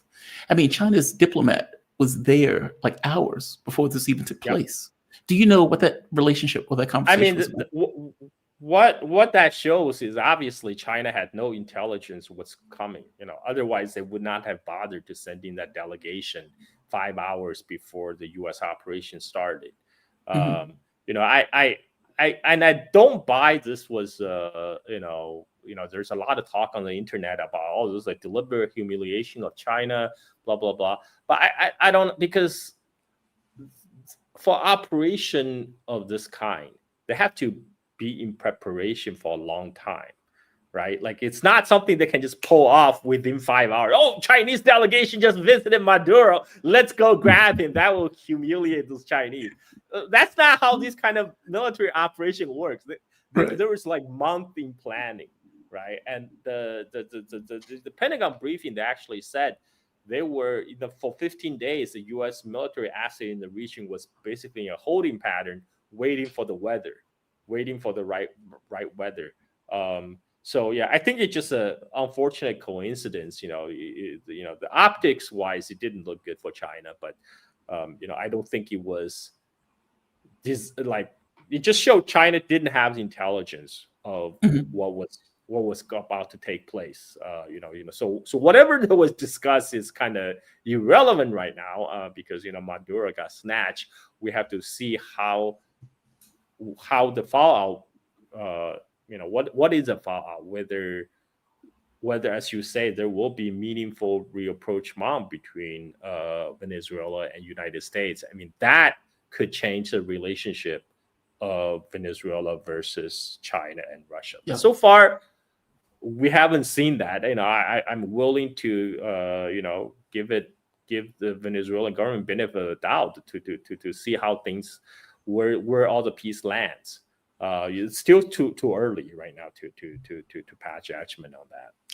I think what people are looking at, they are looking at this not as an isolated incident. Meaning, when I look at this, I don't look at this as, oh, golly gee, the United States just snatched Nicolas Maduro. Huh, that's strange. I don't look at it in that kind of, myopic terms, in like this kind of very narrow course of events. I look at it in this kind of larger context of, okay, well, China buys oil from Russia. China buys oil from Venezuela. China buys oil from Iran. All of these countries are, let's say, at odds in this kind of global, quote unquote, chessboard against the United States and, for all intents and purposes, the West. The US is attacking Russia right now, currently, with the goal of, at the very least, damaging the country itself and even running direct energy wars, even interdicting ships, calling it a quote unquote shadow fleet in the way that they call it. The US has been going after Iranian ships that have been coming from Venezuela. And those ships were taking oil to China, whether it was under a Chinese flag or not. And now you have a producer of oil, which has ungodly amounts of oil underneath foot that has just been taken off the chessboard. Like, meaning there seems to be an overriding concerted policy to go after energy producers with the idea that China is the big bad ultimately. I mean, I don't know how China sees it. Does China see it? This is obviously about oil, right? This is the whole reason U.S. is also going after Nigeria, because Nigeria is the largest oil producer in Africa. But look, China can get its oil elsewhere. China also gets its oil from Saudi Arabia. United States is not going to bomb Saudi Arabia anytime soon, right? China gets its oil from the Gulf, other than Iran as well. So China can get its oil from the world market anywhere. And currently, despite all the U.S. machinations against the oil producer in regions, they still haven't been able to raise the oil price sufficiently high. The oil price is still at historically low price levels right now, even given what has happened. So I in that way, it's not really impacting China's energy supply coming in. I see. This is what I say. China has plenty of oil. They have plenty of suppliers of oil, and they have been, like I said, they have been steadily building up their oil strategic reserve for past year or so, taking advantage of the low oil price. So now China has, I think the last report, they have about 18 months They have about like 18 months of oil in their strategic oil reserve. So China is not about to run out of oil anytime soon. They are prepared. China always prepare for all kind of contingencies, right? This is also why they're branching out their energy to whether it's through nuclear power or solar or wind, and all that is designed to push the whole electrification of China, so China's transportation will be less reliant on hydrocarbon. With people riding high-speed rail or electric cars, they don't need as much oil, and so that trend is still ongoing. So this is whatever United States is doing, even if their ostensible goal is saying, "Oh, we're doing this to get China," it's not really having a real impact on China. This is what I'm saying.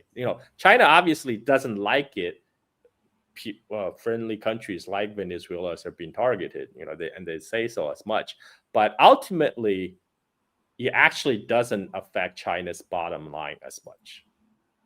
Are they concerned that interdicting either these ships or the U.S. being more provocative and taking countries off the board that have relationships with China is going to affect how countries relate to China, not necessarily wanting to get into the U.S. crosshairs? And for all intents and purposes, it sounds like you're saying for China, this is just business as usual. But for the countries that are being attacked, it's not business as usual. That's correct. I mean, people point out, 90% of the Venezuelan oil export go to China. Yes, but that's more a dependency of Venezuela on China rather than vice versa, because the Venezuelan oil only accounts about 4% of China's oil imports, and China can source that oil elsewhere, not a problem.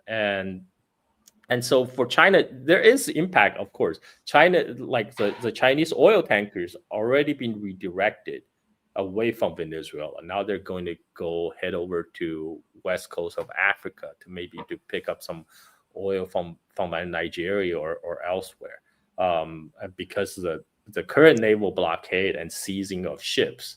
But yeah, there will be some impact, but it's not. I mean, that just means that those oil tankers are going to go head elsewhere to pick up oil. But isn't there something above and beyond just oil? I mean, is there not a principle at play? And I'm not trying to pressure you on this. This is my own curiosity about this. Well, I mean, it's very obvious. There's no such thing as international law, right? I mean, that's Trump already made it very clear on that. I mean, all this talk about rule-based international order, that's all bogus. There is no international laws. We're all function under the law of the jungle here. And you have Katie Miller, right, the wife of Stephen Miller, is tweeting out Greenland is next, tweeting out the map of Greenland with American flag painting on it. Greenland is next. I mean, conceivably, United States will actually do that. You have Prime Minister Denmark is saying, protesting, like, we're having a good NATO ally of the United States. We don't deserve to be treated this way. But it's like back in the ancient Greece, right? When the Athens says to the weaker party, I think it was Melia, and says, the strong will do what they will, and this weak must suffer what they must. And that's occurring in the Trump foreign policy right now. Is there any provocative action short of, let's say, take Taiwan off the board? Let's take them off the board. Short of Taiwan, that would have China to take a more, let's say, more muscular. Well, Taiwan is a core Chinese interest. So if United States were to mess around with the Taiwan button, yes, then China will definitely get involved. So what I have been trying to tell your audience all this time, I don't know how much is getting through, is China is not out there to overthrow the U.S. hegemony. China was okay with the post-World War order that was constructed with the United States because China has figured out how to make that system work for it. So in a way, you can say that China is allowing for the continued U.S. hegemony to exist, as long as U.S. do not step on China's toes. Core interests. Right? Like the core interest, which would be Taiwan and maybe even South China Sea. And if United States do step on China's toe on those issues, you will see the U.S. hegemony melt away very quickly because then China would respond. But outside of those issues, China is okay. China is not out there to try to cause a collapse of U.S. because that will be catastrophic for the international system, a sudden collapse. China do not want a sudden collapse of the United States. What China would prefer is a slow decline of United States into irrelevance. And that's already happening. Trump is doing a good job doing that. So China, this is why there's a meme of China do nothing and win, just like don't interrupt your enemy when they're stabbing themselves in the foot. So China do not want to to do anything to cause a sudden collapse of the U.S. imperial system. China prefer it just gradually decline until it completely fade away. Because that will do minimum damage during the transition period. I don't think a lot of people get that, particularly people from the United States. But yes, you can say in a way China is allowing for the U.S. hegemony to continue to exist because yes, China do have the power to put an end to it, but that will only happen if U.S. encroach on core Chinese interests like Taiwan. I think this feels like a nipping around the edges strategy that the U.S. is going with. So let's go after Vietnam. Let's go after or create conflict in Cambodia and Thailand. Let's go after China and Pakistan. India and Pakistan. Let's go after Venezuela. Let's go after, meaning it seems that the objective is not we will be a benign hegemon. We will be a hegemon that would just fade into the good night. It seems that the U.S. has no plan to fade away. I mean all they're doing right now is lashing out to try to salvage their hegemonic status. This is the whole. This is how the national security document reads to me. Anyway, they plan to shore up the U.S. hegemony by trying to consolidate their position in the West Hemisphere, and then they will have more energy to spend elsewhere. But first, they want to focus on their so-called near their backyard, right, which is Venezuela. But I like I said, I don't see until I see that the U.S. oil majors are welcome with open arms back in Venezuela on the old profit sharing terms, in Trump's words, Venezuela returned the stolen oil back to United States. Until I see that happen, I don't think there has been a successful regime change in Venezuela. I just don't see that happening.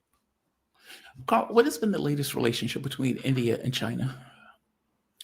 Well, it's interesting because India is right now they're having a cold peace with China, in particular because United States have been slapping them around, right? Because for a long time, India saw itself as, okay, hey, we be your partner of the United States. We can work together to contain China as part of the quad of democracies. But now, in the more recent terms, Trump has been slapping them around first over the purchase of Russian oil and over the tariffs, and mostly just because Trump could, because India is at a weaker position vis-a-vis United States. Unlike China said, hey, rare earth. We're going to squeeze your balls around rare earth and Trump back off. But India doesn't have that same leverage with United States. So Trump decided they feel like they don't need India as much anymore because they saw that India got its nose bloody in the conflict with Afghanistan, with Pakistan. And so from Trump's perspective, then why do we need you to contain China? Obviously, you can't even contain Pakistan. So, like I said, Trump doesn't respect weakness. He despises weakness. He only respects strength. And this deterioration of India-U.S. tie is actually pushing India to at least to have a cold peace with China right now. So you don't see much talk about India-China strife at the moment. Yeah, that does seem to be the way this is breaking down. Like the more that you put pressure on one, the push goes in a different direction, creating relationships between these various countries. Yeah, it's interesting. That's all. It's not. Again, it's not that I'm trying to pressure on this. I know a lot of people are going to give China a side eye on this. I think what people forget sometimes is countries are realists. Like they do things that are in their best interests. And I'm not going to extend myself to take a hit for somebody else. Unless it's a core interest. So yeah, Russia will go into Ukraine because it's a core interest. Chinese government is serving the interest of China, like they should. Unlike the government of the United States, which served the interests of Israel, right? It's a U.S. that's been the odd one out. It's a U.S. that's been the abnormal one. China and Russia are just, real countries are, with real sovereignty, and they actually do manage their country for the interests of their people, like they should be. Give me your predictions for the year. I'm very curious on your, let's say, geopolitical predictions in relation to China, in relation to, and you can go anywhere with this, but definitely in relation to China. I'm nailing all my guests down on this. It's the first. Well, I mean, we let's go for the easy one. We're gonna have the April Trump visit to China, right? So I don't expect a big flare up between U.S. and China before that time. The both sides will try to play nice for the upcoming, to make sure the upcoming Trump visit to China will, at least optically, will look like a success. So there will be a sort of semi-détente happening from now to April, in span of 4 months. After 4 months, that's too far in the future. I don't have that kind of power to foretell the future 4 months away. But within the 4 months, I think that there will be muted U.S.-China competition. So you think they're effectively going to have a détente that Trump has accepted within the 4 months? Yeah, within the 4 months. Yeah, for sure. Do you continue? Anything can happen because we know United States is not a monolith. Again, it's not like Trump is the one that's calling all the shots. It could very well be like another vested interest in the U.S. government is that will plan to derail this. But currently, that's a trajectory. The current trajectory is like. No, I'm sorry. Please continue. That was my mistake. No, I mean, this is basically the whole. Oh, I'm just going off what the Pentagon has published, right? The national security strategy. Like right now, United States is going to focus on its own sphere of influence, which they consider to be all of the West Hemisphere, and that's they will deprioritize the direct confrontation with China. Of course, you can argue what they're doing is consolidating their space so they can confront China later down the road. But in the meantime, there could be a temporary truce. Yeah. But do you see the interdicting of ships hasn't changed, and it doesn't seem to change? And I guess my thing is, like, if you're going to knock over a country that is obviously, let's say, a close friend of another country. I mean, Venezuela could have been a BRICS nation, and it almost was. And the U.S. would do this entirely without any issue at all. and take down ships without any issue. It's only a happenstance that there hasn't necessarily been one holding a Chinese flag at this point. They're doing this through like kind of legal, there's this kind of legal loophole because they seized 2 ships that have been towed to United States. One ship is because they say its registry is not valid. So that means, according to UN Convention of the Sea, any country can board it. For board a country that's not officially registered to any nation, and because that ship is also sanctioned under U.S. law, so they can bring it into U.S. jurisdiction to answer the U.S. court. Now, the second ship that they seized, which was Panamanian flag but owned by a Hong Kong company, the reason they claim they could seize it is because the ship itself is Panamanian flag. It's registered with Panama. And Panama has a treaty with United States which allowed them to board Panamanian flag ships and to seize it. So Panama says okay, and this is U.S. justification for seize, even though that ship is actually owned by a Hong Kong company. So what that means from now on, I will foresee probably a lot of Chinese ships are gonna reflag themselves. They're not gonna be they're not gonna do the Panamanian registry now. And this already happened with Bella One. Bella One was was one of these like unregistered ships and sanctioned by U.S. and U.S. Navy was chasing it, and then Bella One said, okay, we're registered now. We're now registered in the Russian registry. Now they painted a Russian flag on the hull, and then the Russian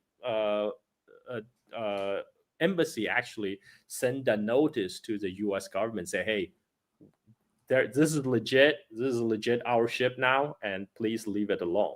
So Bella One, now renamed Marinera, was allowed to leave. They just sell to Atlantic right now. So I think in the future, there's not going to be any more Chinese ships be flagged under Panamanian registry. I think that's what's going to happen.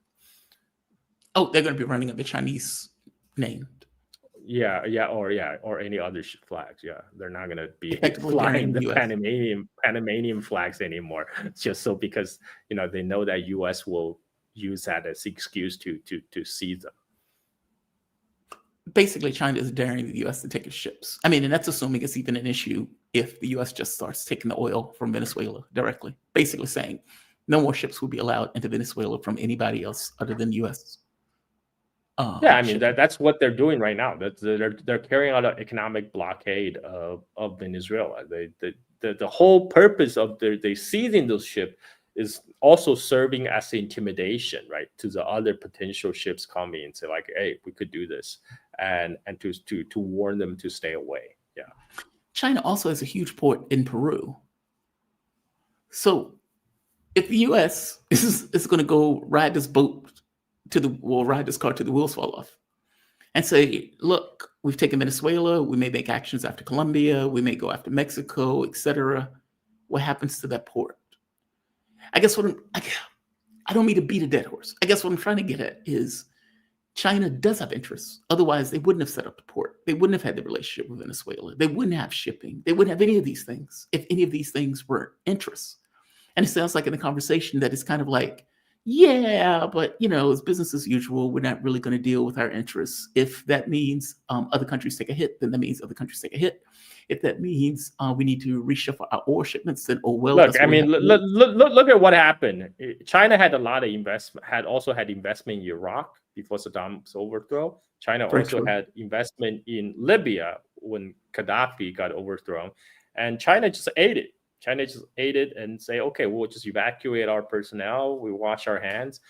But what that means was when later Iraq did have a functional government, China came back and they pick up oil contract where they left off. And so now the Chinese oil companies are back in Iraq, servicing oil wells. And that's how China operates. China is not going to go to war for long-term view. You know? Oh, by the way, I'm not saying go to war. Oh, God, yeah, no. yeah. No, yeah. Yeah, I don't mean go to war. I guess okay, fair enough. Fair enough. I'm not gonna beat the dead horse. Your point is time doesn't stop. At some point, a government may cobble itself back together after the U.S. destroys it, and when it does, China will be there, willing to make amends and make relationships with those governments once they reform themselves. That has been the historical pattern. I mean, that's how China operates. Interesting, interesting. Carl, this has been very informative. I have China's always weird to me because of the way it operates. It's far less aggressive in a country that seem to be moving into, let's say, a world leader status. They seem to be more just, we'll go with the flow, which is not the norm in regards to the way that European countries behave. I've been saying over and over again, China has no interest to take over as the world hegemon or the world police. I mean, like I have been saying this again and again. China is only interested to develop China. I mean, to develop China, that however that whatever that takes. So unless United States step on China's toes in what China consider core interests, which would be like the case of Taiwan Strait, that would trigger a very violent response. But other than that, no, not so much. Interesting. Carl, man, you have my appreciation. I'm glad that you're feeling better and you're over your cold. Thank you. And Happy New Year. And just for the audience, Carl Jha, he's host of Silk and Steel podcast, focused on China.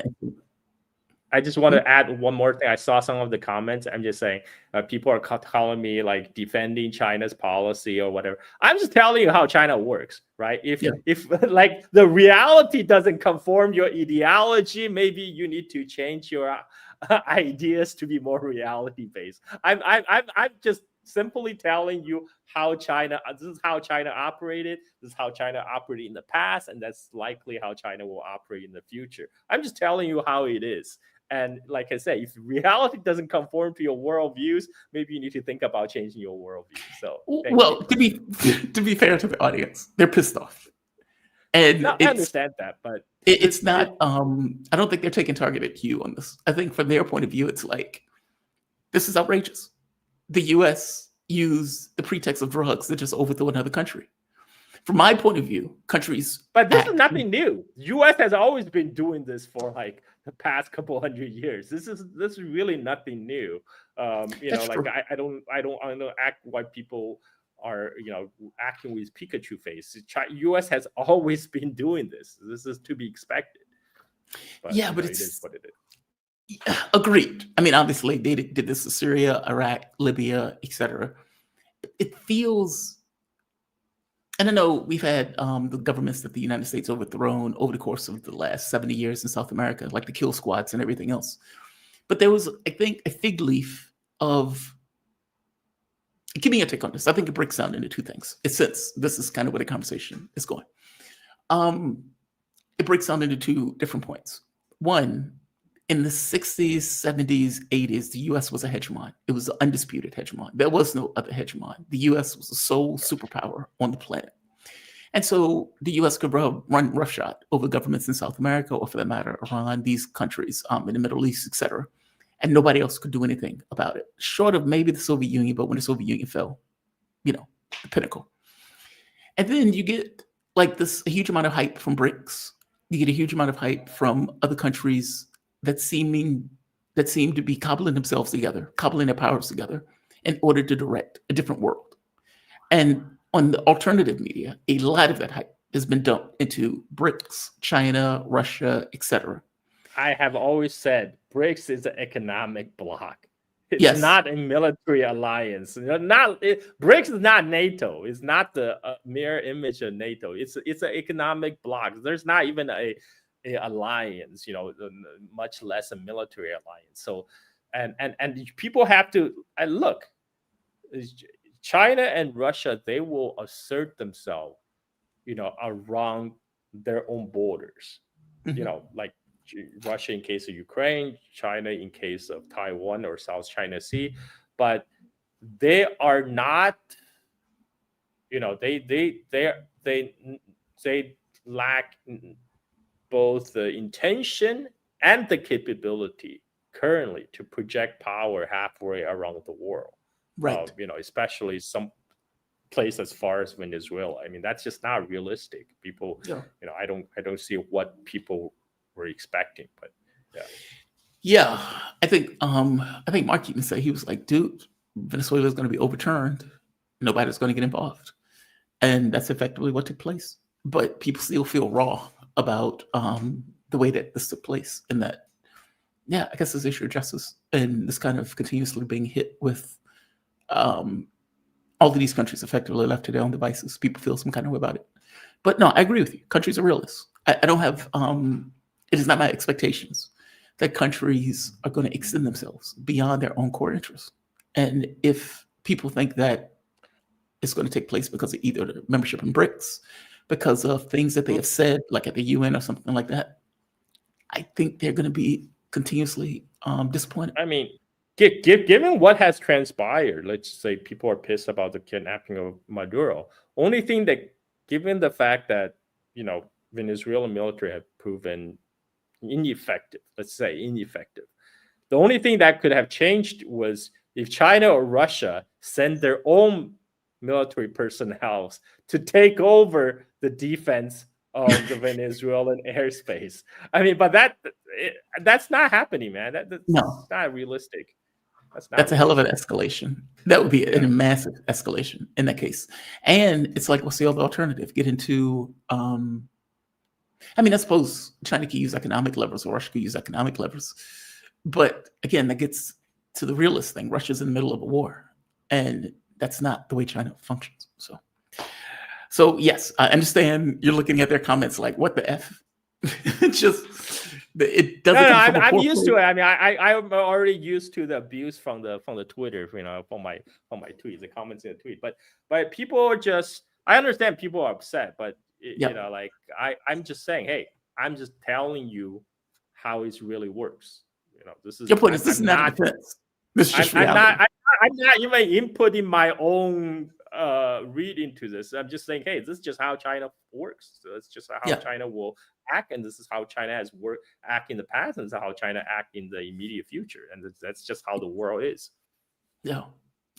It's like, dude, it's not my opinion. It's just how it is. There's a difference in those things.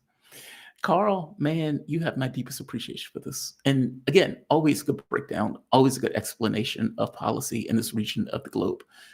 As you point out, whether people want to hear it or not, it's just kind of a realist vision of the way countries behave. So thank you for giving that vision of how they act. You be safe, man. Thank you.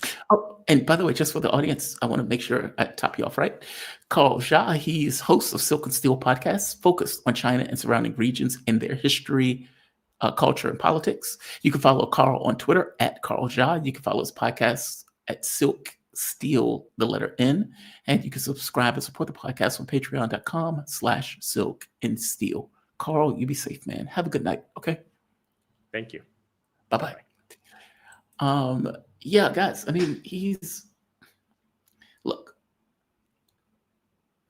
if I come out and do a show and I make an argument in the context of that show, there are times where the argument that you make is separate from how you feel about the argument that you're making, if that makes sense. Obviously, part of the reason why I'm questioning in this direction is because I feel you, right? I mean, the reason why I'm asking how many core interests are willing to be dissolved before, or let's say how many interests, whether they're core or not, is a country willing to give up out of aggression from the U.S. hegemon? How many? And if you continuously give up that interest, meaning, okay, Venezuela is knocked off the board, Argentina is knocked off the board, right? Because before Malay came in, that was a BRICS nation. You get a war between Cambodia and Thailand. Okay, but that's a bit weird. All of these things are taking place around China in the context of many of the countries, Pakistan and India. Again, stuff is taken around China.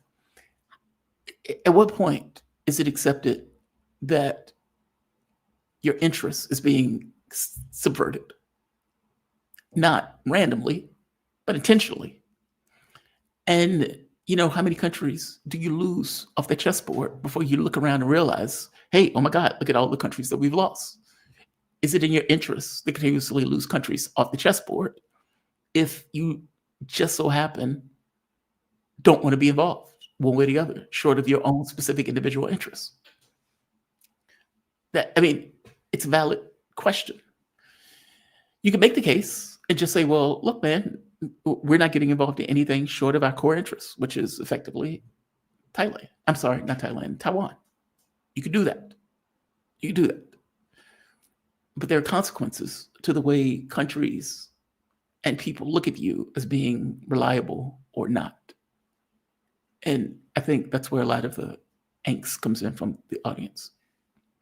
Either way, Carl is there to give us an understanding of policy and to break down Chinese policy, not necessarily to, he's not giving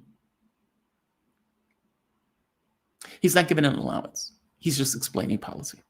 But I see my man here. We are joined with the man himself. Happy New Year, Garland Nixon. How you doing, man? You doing okay? Doing great. Well, welcome to the new year. There's that. Garland Nixon, he runs the Garland Nixon Show on YouTube. He is an analyst, radio host, and obviously a YouTuber. Garland, thank you for joining me, man. I saw the Venezuela thing, and I knew that you were going to have a take on this, given how utterly deranged this is. I mean, to get across how deranged this is, Donald Trump, after he did this, put Maduro in, it looks like some kind of fire vehicle or something like that, and drove him through the streets of New York with the doors open. Like this is some kind of Roman triumph right here. Like this is some kind of Roman triumph where he is effectively rolling a conquered leader through the Capitol. And I know New York's not the capital, but this is not a one-to-one. I'm just trying to point out this is utterly deranged. Maduro's in there, and he's riding up through the streets of New York as if he's parading the fallen leader. Outrageous. Give me your take on this. I mean, obviously, just because this video is going to be partitioned up, we spoke a little bit about it earlier, but just for the audience, for when the videos can coalesce. The United States attacked Venezuela. They murdered 80 people. I think it was like 20 to 30 were Cubans. Maduro was apparently taken out in his pajamas. It didn't seem like they fired a shot at all in anger at the helicopters that effectively raided the city, the capital. He was kidnapped, put in chains, headphones, earpiece, video paraded about. It looked like he had blood on his shirt, but I could be wrong on that. Maybe that's not the right video for that. But either way, he gets paraded about in photos and everything else with Trump coming out saying we captured Maduro. He is stolen out of the country and effectively taken to New York, where today he's apparently going to a courtroom. Did I miss anything out of that? And fill in where you want to fill in just as a starting point to the conversation. Well, I think that there are those in the imperial order who are angry at Donald Trump because he doesn't practice the decorum of imperialism. You know what I mean? And this is what and I'm going to use this word guardedly. This is what I like about Donald Trump. Because in 2002, they kidnapped Hugo Chavez. Did the same exact thing. Oh, by the way, they kidnapped Jean-Bertrand Aristide from Haiti. Oh, by the way, just 2.5 years ago, Joe Biden sent in a bunch of thugs to machine gun the prime minister of Haiti and his what? You know what I mean? I could go on and say what they're upset about Donald Trump is you don't do the things that we're talking about, because then people see the ugly face of imperialism. You know, I always use always love vampire movies. And the vampire is always this handsome guy or this beautiful woman, right? And they lure the victim in. And just before they bite him, in a lot of these movies, they transform into the evil demon-looking creature. And you're like, oh my God, they're a demon after all. Too late, you get bit, right? That they Donald Trump doesn't show the pretty part that lures the victim in. And so everybody now looks and says, oh my gosh, it really is an evil demon. And you're not going to get any victims to bite if you walk around looking like the evil demon all the time. Right. That's what they're angry with. The suckers around you who are all like in the imperial order, the citizens will be like, oh my gosh, look what our government is doing. You're not supposed to know that. You're supposed to think we're bringing democracy to Ukraine. You're not supposed to know that we're aligned with a bunch of goose-stepping, Hitler tattoo-covered Nazis. There's no difference, except Donald Trump is not smart enough. He's an uncultured mafia boss thug, as opposed to a cultured mafia boss thug. That's the difference. So that's what I see here. He is carrying out the normal order. Obama, man, that guy looked great. He had a beautiful family. He sounded wonderful. What happened to Gaddafi? You know what I mean? And on, lie after lies about weapons of mass destruction, who overthrew the government of Ukraine, on and on and on. So they're angry at Donald Trump because he shows the reality. And therefore, people can start to know and say, hey, wait a minute, I don't want to be a part of this. And he makes it harder for the next guys to do. The Europeans are awful quiet because they're looking over there like, yeah, we did kind of overthrow the government of Ukraine and put a bunch of Nazis in, didn't we? Oh, by the way, didn't we just lock up the opposition party in France and Romania and, on and on and on. They equivalently did what Donald Trump did. They took over these countries, overthrew the governments, you name it, they did it. The problem they have with Donald Trump is he exposes it. Thank you, Donald Trump. So everybody needs to see this, and I'm glad they get to see it. It was going to happen, whoever was in there. It was just, they were going to be a little more tidy about it. That's my feelings. Yeah, agreed. This patina of respectability on whatever is taking place. It's like, under normal circumstances, they try to ride these political currents to make it come across as being legit. And so it's like, oh, well, we have this subsection 1.4532.689.2 that says that we can do so and so. And it's like, okay, dude, you're not being serious right now. And yet they would use that fig leaf to go about it. Oh, Gaddafi is just randomly killing people. Okay, serious chemical weapons. Like, we have kill squads in South America that is knocking over governments. And at that point, they tried to hide it. This was when the US was better at hiding the stuff. Or Obama, right? Chemical weapons. There was that. There was dumping billions of dollars into regime change that the New York Times didn't even want to touch until after the fact, when Obama left. Yeah, I agree. I don't think, agree for the Europeans, that is the way they're looking at it. Not to mention Greenland, right? If Trump could do this, how do you bitch about Greenland? Why not take Greenland? I have lost my concern about Trump taking Greenland. Do it. Why not? The Europeans don't seem to make this big deal about Maduro being captured. Well, Greenland seems to be fair game to me if Donald Trump could effectively take Venezuela. If might makes right, they can't do anything about it. Give me your thoughts. I agree 100%. Well, and here's what they're really horrified of. This is, let's face it, the colonial powers of France and Britain would be concerned about somebody kidnapping the president. You know what I mean? Usually they just kill Africa. They just kill them and steal every dime they got, right?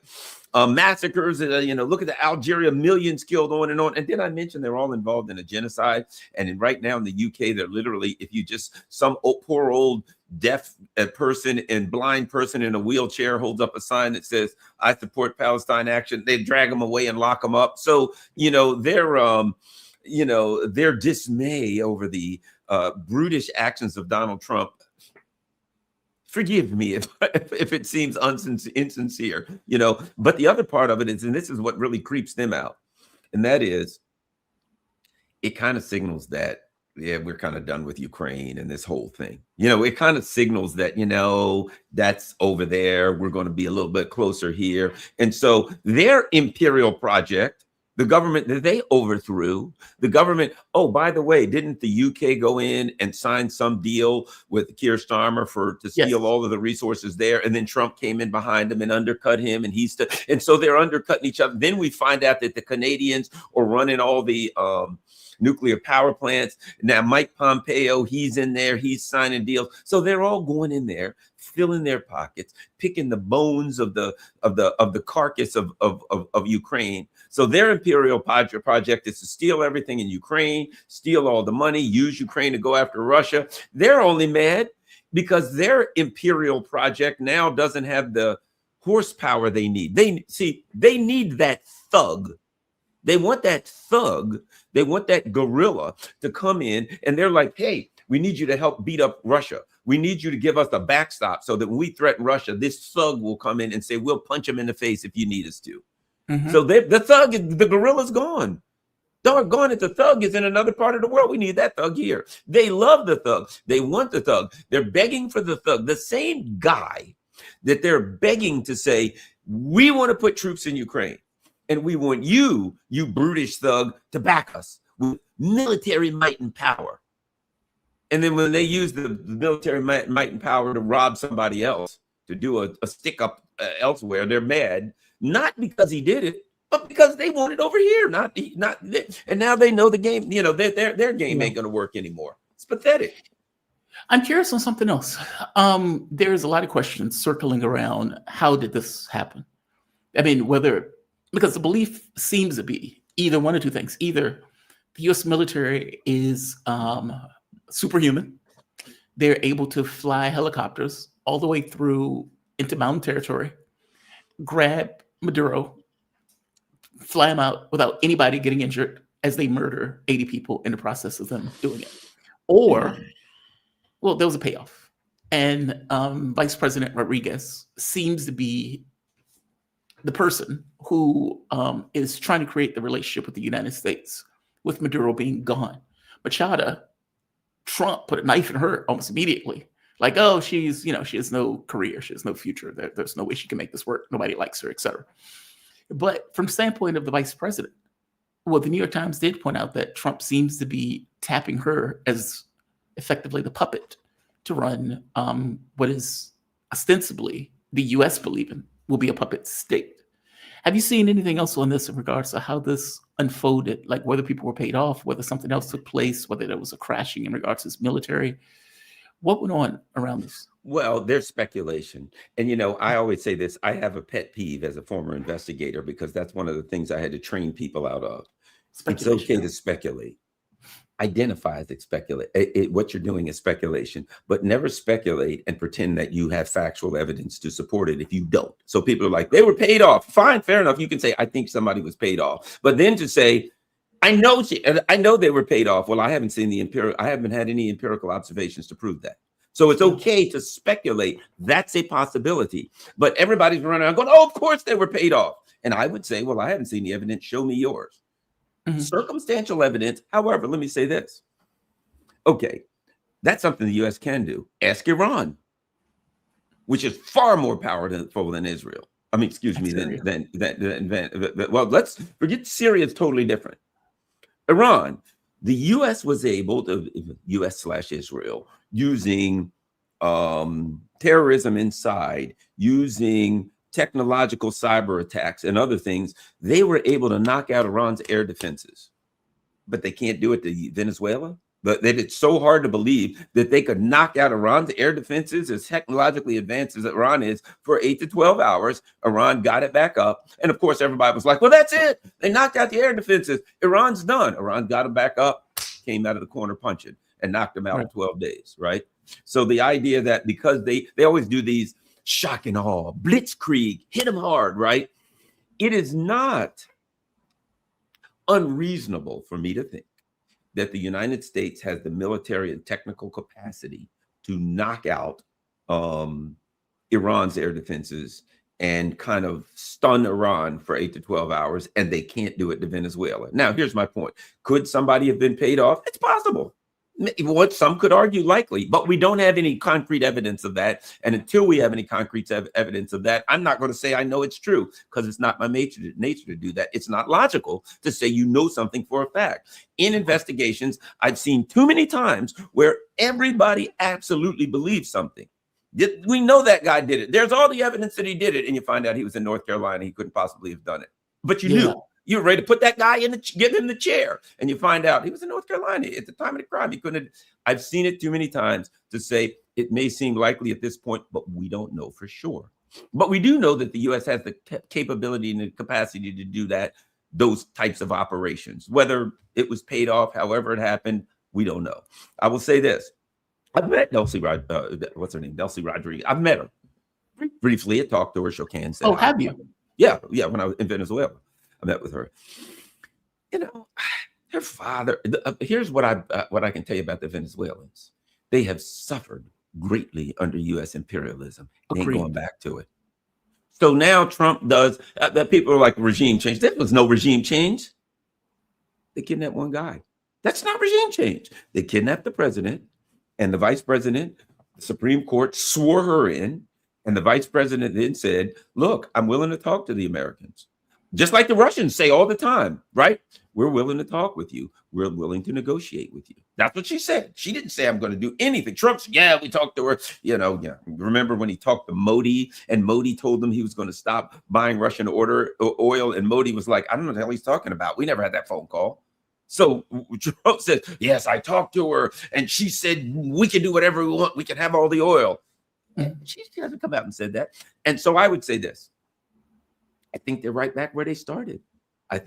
Now, what is he saying? Wait a minute. He said, we talked to her and she's working with us. And then he said, well, if she doesn't make the right decisions, well, then she's going to have a bad fate. But I thought you said you already talked to her and she already said she was going to make the right decisions. Yeah. Those things kind of don't align, do they? So here's what I think. They're right back where they started. They're idiots and lunatics and thugs, but they're also extremely incompetent. And all they did was, the neocons always think this. There's a dictator, and once we take the dictator out, Iran, once we do this, what do they call it? Decapitation strike, and we took out a bunch of leaders of the military, and we took out these all leaders, and they're immediately going to fall, and they don't. They never do. It doesn't work. But, oh, yes, Hezbollah will fall, but they didn't. And so now it's, yes, we got the leader. He was a dictator. They're going to fall, and they take him. And the vice president comes in and says, Nicolas Maduro is the leader of this country. He's the president. And the people all say, no, we don't accept it. So right now they have a country with a president that says no, and they are in the exact same position they were before. And people are speculating. But I don't see, what are you going to do? You're in the same position. In fact, they almost said exact same thing. Maduro better make the right decisions. He better leave. He better do this. Then he didn't. So they took Maduro. Now, Delcy Rodriguez, she better do the right thing. Otherwise, that's what you said about him. Yeah. Nothing's changed. That's the way I see it. Yeah, I guess it's going to take time to see what happens. I mean, is her policy going to align more so with the U.S. or it's going to be kind of independent? No, you don't think so? No possibility. And that's just from your knowing her, like meaning you've met her. Well, I don't know her, but I met her, and here's what I met.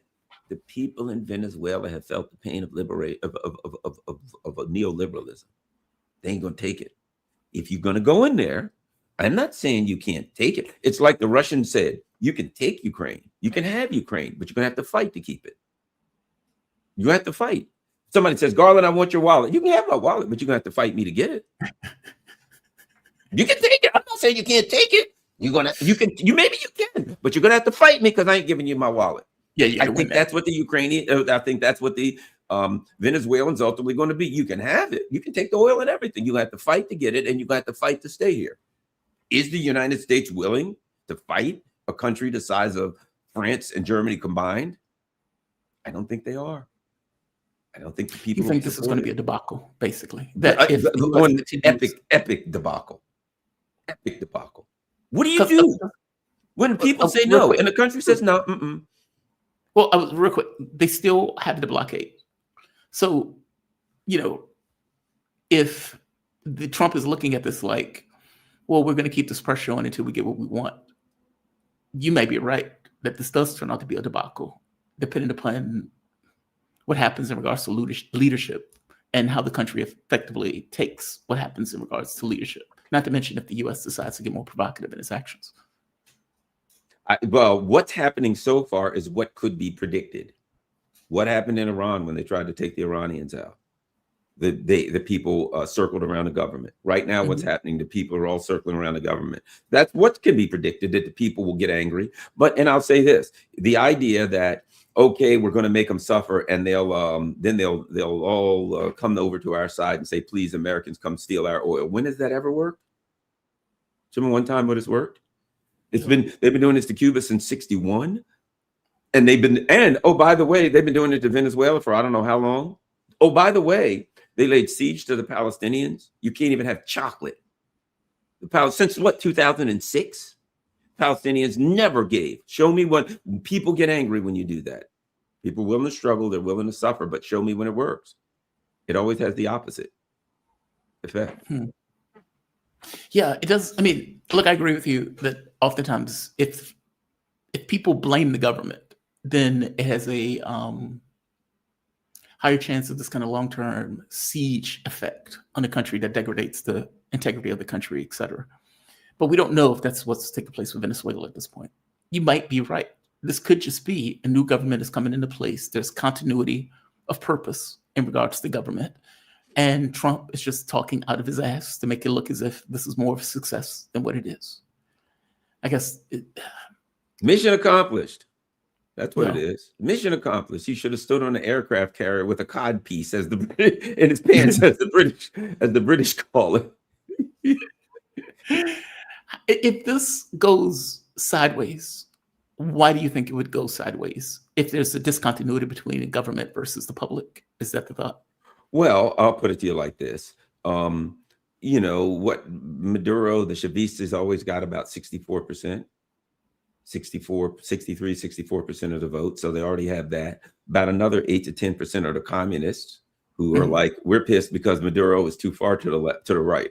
You know what I mean? They're like, yeah, you're too soft on the gringos, right? Well, don't expect them to come around. So we're getting up near over 70% of the people who are really pissed, who are in complete opposition. The numbers are just too high there. So my suspicion is, you know, I remember going there back in, last time I went was 2020. Yeah. People were shaking their fists. You tell the Americans we will fight for our democracy. Those exact words. They will fight for their democracy. It ain't gonna work. Have you, in what's wild, the propaganda that has been coming out of people celebrating the overthrow, or let's say the capture of Maduro, the kidnapping of Maduro? What's taking place on the ground in the States when they're talking about this? You'd have a better sense of this than I would. Well, here's a couple of things. Number one, it reminds me of when they toppled the Saddam Hussein statue in Baghdad, and they were showing, it looked like it was a gigantic crowd. And what they showed was, later on, they showed cameras that backed up, and it was like 40 people who were bussed in, but they got a real close thing of just those little people. So it looked like it was a giant crowd, but it was like 40 people toppling the statue. That's what it is. It's a fraud. You know, South Florida, which is, you know, the right wing people who, you know, Trump's talking about, yes, these people lost their money. They're rich and they're still rich and they're in South America. In other words, let's return the Spaniards that were left behind by the Spanish as the ruling elite, as the minority power government. Let's return this country to minority rule. These Spaniards in South Florida, let's return them to minority rule in Cuba and minority rule in Venezuela. But the people of Venezuela are armed and ready to fight, so they'll kill them, in my opinion. But that's all it is. You just find some place where you got all of these, a bunch of Spaniards, and look at the crowds. If anybody wants to wonder, look at the crowds of people who are in the streets for Maduro. You'll see brown people, kind of brown, indigenous people, and then look at the people who are celebrating. They ain't kind of brown and they ain't kind of indigenous. They are the Spaniards that were left behind. That's the reality. Man, look, I put it like this. To understand South America, watch Telemundo, watch Mexican soap operas. And you know what you'll notice? The overwhelming number of Mexicans, like the people that you see out there, you know, cutting lawns and doing these types of jobs, they don't look like the people on the TVs. Right. People on them are like very white looking and they got long hair and they look like they're Spanish. and they don't look anything like the people from the indigenous tribes that when you say Mexicans and you're like, yeah, okay, they're kind of short and they're brown and they kind of look like Native Americans and blah, blah. And you're, okay, those are all the Mexicans. Why is it that when I turn on Telemundo and all that stuff, none of them look like that? Because that is the ruling elite. So what we see on TV representing Mexico on the television don't look nothing like Mexicans. What we see representing Latin America, they don't look anything like, they maybe like Juan Guaido, maybe, or something like that, but they don't have the, wide nose, the dark, the kind of short brown. No, they are not allowed on television, even though they're 95% of Mexico, but they're not allowed to be on Mexican TV. Yeah, how are Americans taking this? I'm curious. Like the polling and everything else. This is so outrageous to me that I would hope that the majority of the Americans look at this and say, how, like, this beyond, like, for example, they put out the arrest warrant. And one of the things that they're charging him with is using a machine gun. And it's like, this is too stupid, right? This is dumb. Or that he was somehow affiliated with FARC, an organization that wasn't even in existence when Maduro took over. Like, it's ludicrous. You were law enforcement. If they bring something like this into the courtroom, and I guess I'm moving away from the question, but I'll go back to it. If they bring something like this into the courtroom, and this is so egregiously dumb, like aggressively stupid, what does the judge do in this case? Or is the judge under, let's say, a different model than what it would be if you just brought somebody off the street who was an American? I got a couple of thoughts on that. Number one, I didn't finish reading the indictment. It is, whoever wrote that is incompetent on a level that's hard to fathom. You know what I mean? To write that, it's like, but in their defense, what they had to work with. You know what I mean? You're literally writing that. I mean, you might as well charge him and say, well, he was in Caracas on the date of so-and-so, and he was speeding on the New Jersey Expressway. You might as well change. If you're going to just say he violated a law in America somewhere else, then why not add speeding to it? You know what I mean? What the hell? But it's preposterous. But the two things I think of, if in fact the court system in the United States were fair, they'd throw that out so fast. I mean, as soon as it hit a judge, he'd be, well, number one, this ain't the right venue for this, because I don't have any jurisdiction to rule on what happened in Caracas. Okay, right. Can't do it. Sorry. And he'd throw everything out. But I think back of Assange. Julian Assange would go into court and we'd all say, well, my God, this is fairly obvious. The United States does not have jurisdiction. He wasn't in the United States. And I mean, the case would be preposterous against Assange. And of course, like, we'd find out that the judge was related to, Bojo or something. And they worked for, some defense contractor and all that kind of stuff. And they'd rule some preposterous ruling. Right. Mm-hmm. So that's the way I see it. Sure. And in the court of imperialism, the judge's job is to enforce imperialism. And the judge will come in and say, okay, whatever the U.S. said. The judge will be like this. What do you think, Your Honor? Did you read it? Nah, but whatever the United States said, let's just go with that. Let's just run with it. That's pretty much it. Yeah, whatever. What did they put in the indictment? Well, they said that he was involved in mopery on the high seas. Fair enough. Guilty. Move on. It's not a real court. None of it is real. If it was, I still feel like, and we talked about this, actually on your show about at Sputnik, that one of the reasons they didn't want to bring Assange here was because the whole thing was so preposterous to get in front of a court, and then he argues and goes to the Supreme Court, and you have to rule on that. It would everybody would see what the system is. So good. Bring this stuff to let's see a judge rule on these absurdities. It will. Well, see, they've already shown that this is what the U.S. does, and they openly did it. And so then they would show what the court system really is. That if you are a person who they don't like and they don't want you to, they can just charge you with anything and get a guilty plea because the judge says fair enough. They've got all of these things where they can say we don't have to show the evidence because it would be, what they're going to do. Well, the evidence would all be a national security issue, so we can't show anybody the evidence, including the judge. And the judge will be like, fair enough, guilty. What does the public in the United States look like? What has been the predominant point of view on this from the U.S.? I think there are those who are stunned, those who wanted to, the people in their mind who believe that the U.S., who really still believe that the U.S. was going around the world spreading goodwill and democracy. We're there to free the Ukrainians and whoever the hell else. Those people who still want to believe that crap kind of embarrasses them a little bit, because now you have to ask them. You're like, okay, the U.S. did that. Well, that's just Trump. Oh, really? What about, and then when you start naming the things Obama did and Biden did and Bush did, and now they have to it puts them people in a precarious situation, in kind of a cognitive situation of cognitive dissonance, where they just want to believe it's just Trump.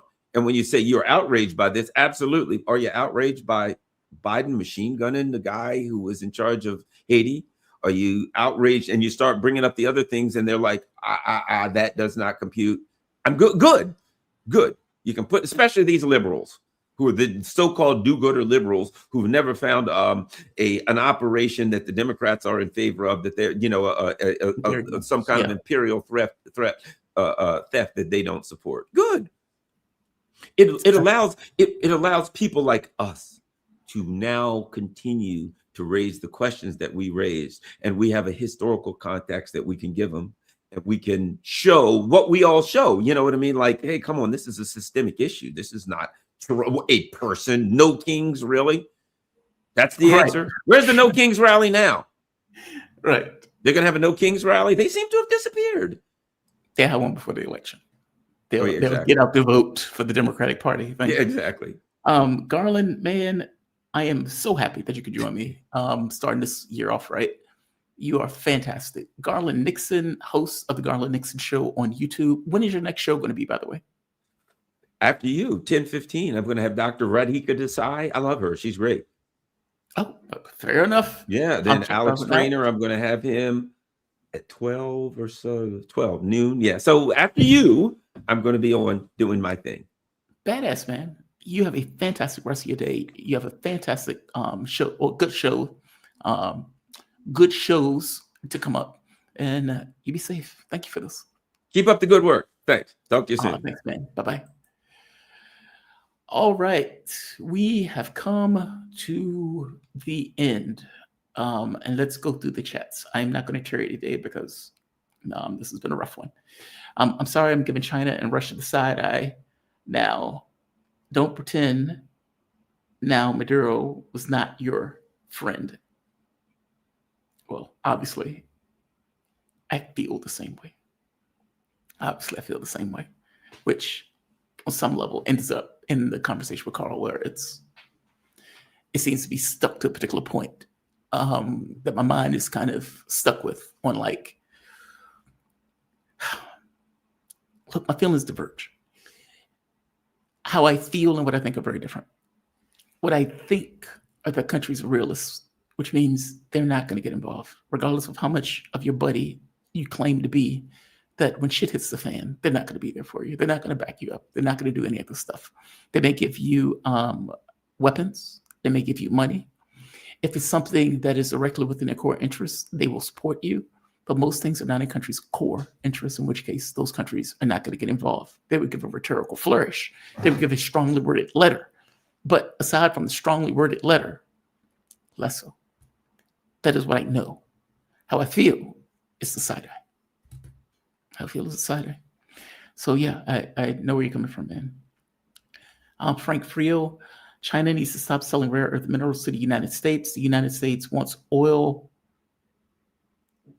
is to procure a fuel source to fight a war against Russia, China, and Iran. So to be fair to China on this, they haven't really changed the provisions that they were effectively using to limit the rare earths that were going to the U.S.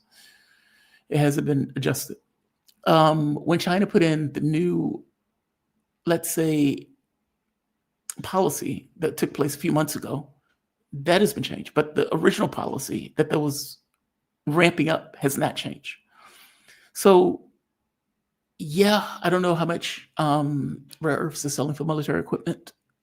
And if there's been a significant policy change going back from the last time around, where China effectively turned the spigot, forcing countries to show what they're using these rare earths for in regards to their production and usage. So are they selling them? Yes, the degree to which they're selling them, I don't know. But obviously, they turned the spigot in a way that had the U.S. screaming soprano. I'll say that way. President Jafar. Maduro kept his promise to Chavez to the end. Yeah, he didn't bend, did he? He didn't bend.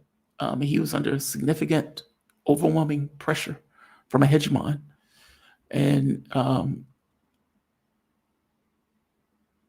yeah, so Venezuela was under significant pressure. So, yeah. Frank Frio, China and Russia don't have to do business with Israel, or do they for some reason? From my point of view, they're realist countries. Putin has a complex relationship with Israel.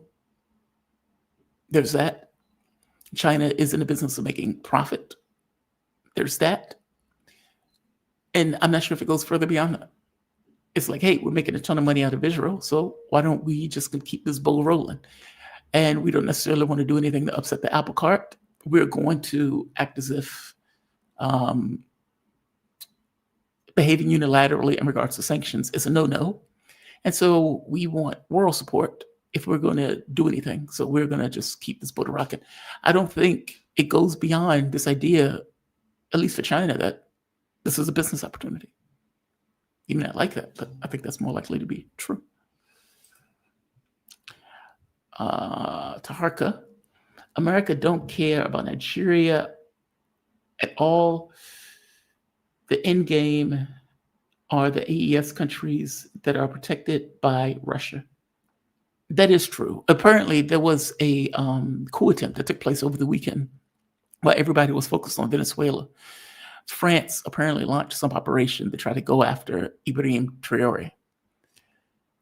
I'm going to have to get somebody on to discuss that because that's somewhat of a big deal. Obviously, France is humiliated by the fact that they've been kicked out of the country, that the AES nations have allied themselves together, and for all intents and purposes, that the Russians have effectively added, let's say, some heft in regards to energy and security. So, but that doesn't mean that the United States, if it had the opportunity to break up Nigeria in a kind of Somaliland way, like the Somalification of Nigeria in the way that Houdayan pointed out, that they wouldn't take the opportunity, especially now since they set the precedent after bombing the country. So J3 again, Telemundo Tatinas versus what Americans actually see. Love it. This is why I subscribe to your channel. Oh, this is why I subscribe to Garland. You make complex ideas simple and digestible. Yeah, Garland is fantastic. Garland is awesome. Let's see, what's the next one? Kevin Wayne. Venezuela, 273 private sector accounts for 80% of the workforce. One public TV channel, wealthy banking sector intact. The socialist thing, overdone. Yeah, they call themselves socialist country. People just run with it. So fair enough. Golden, what is this? Golden Talon.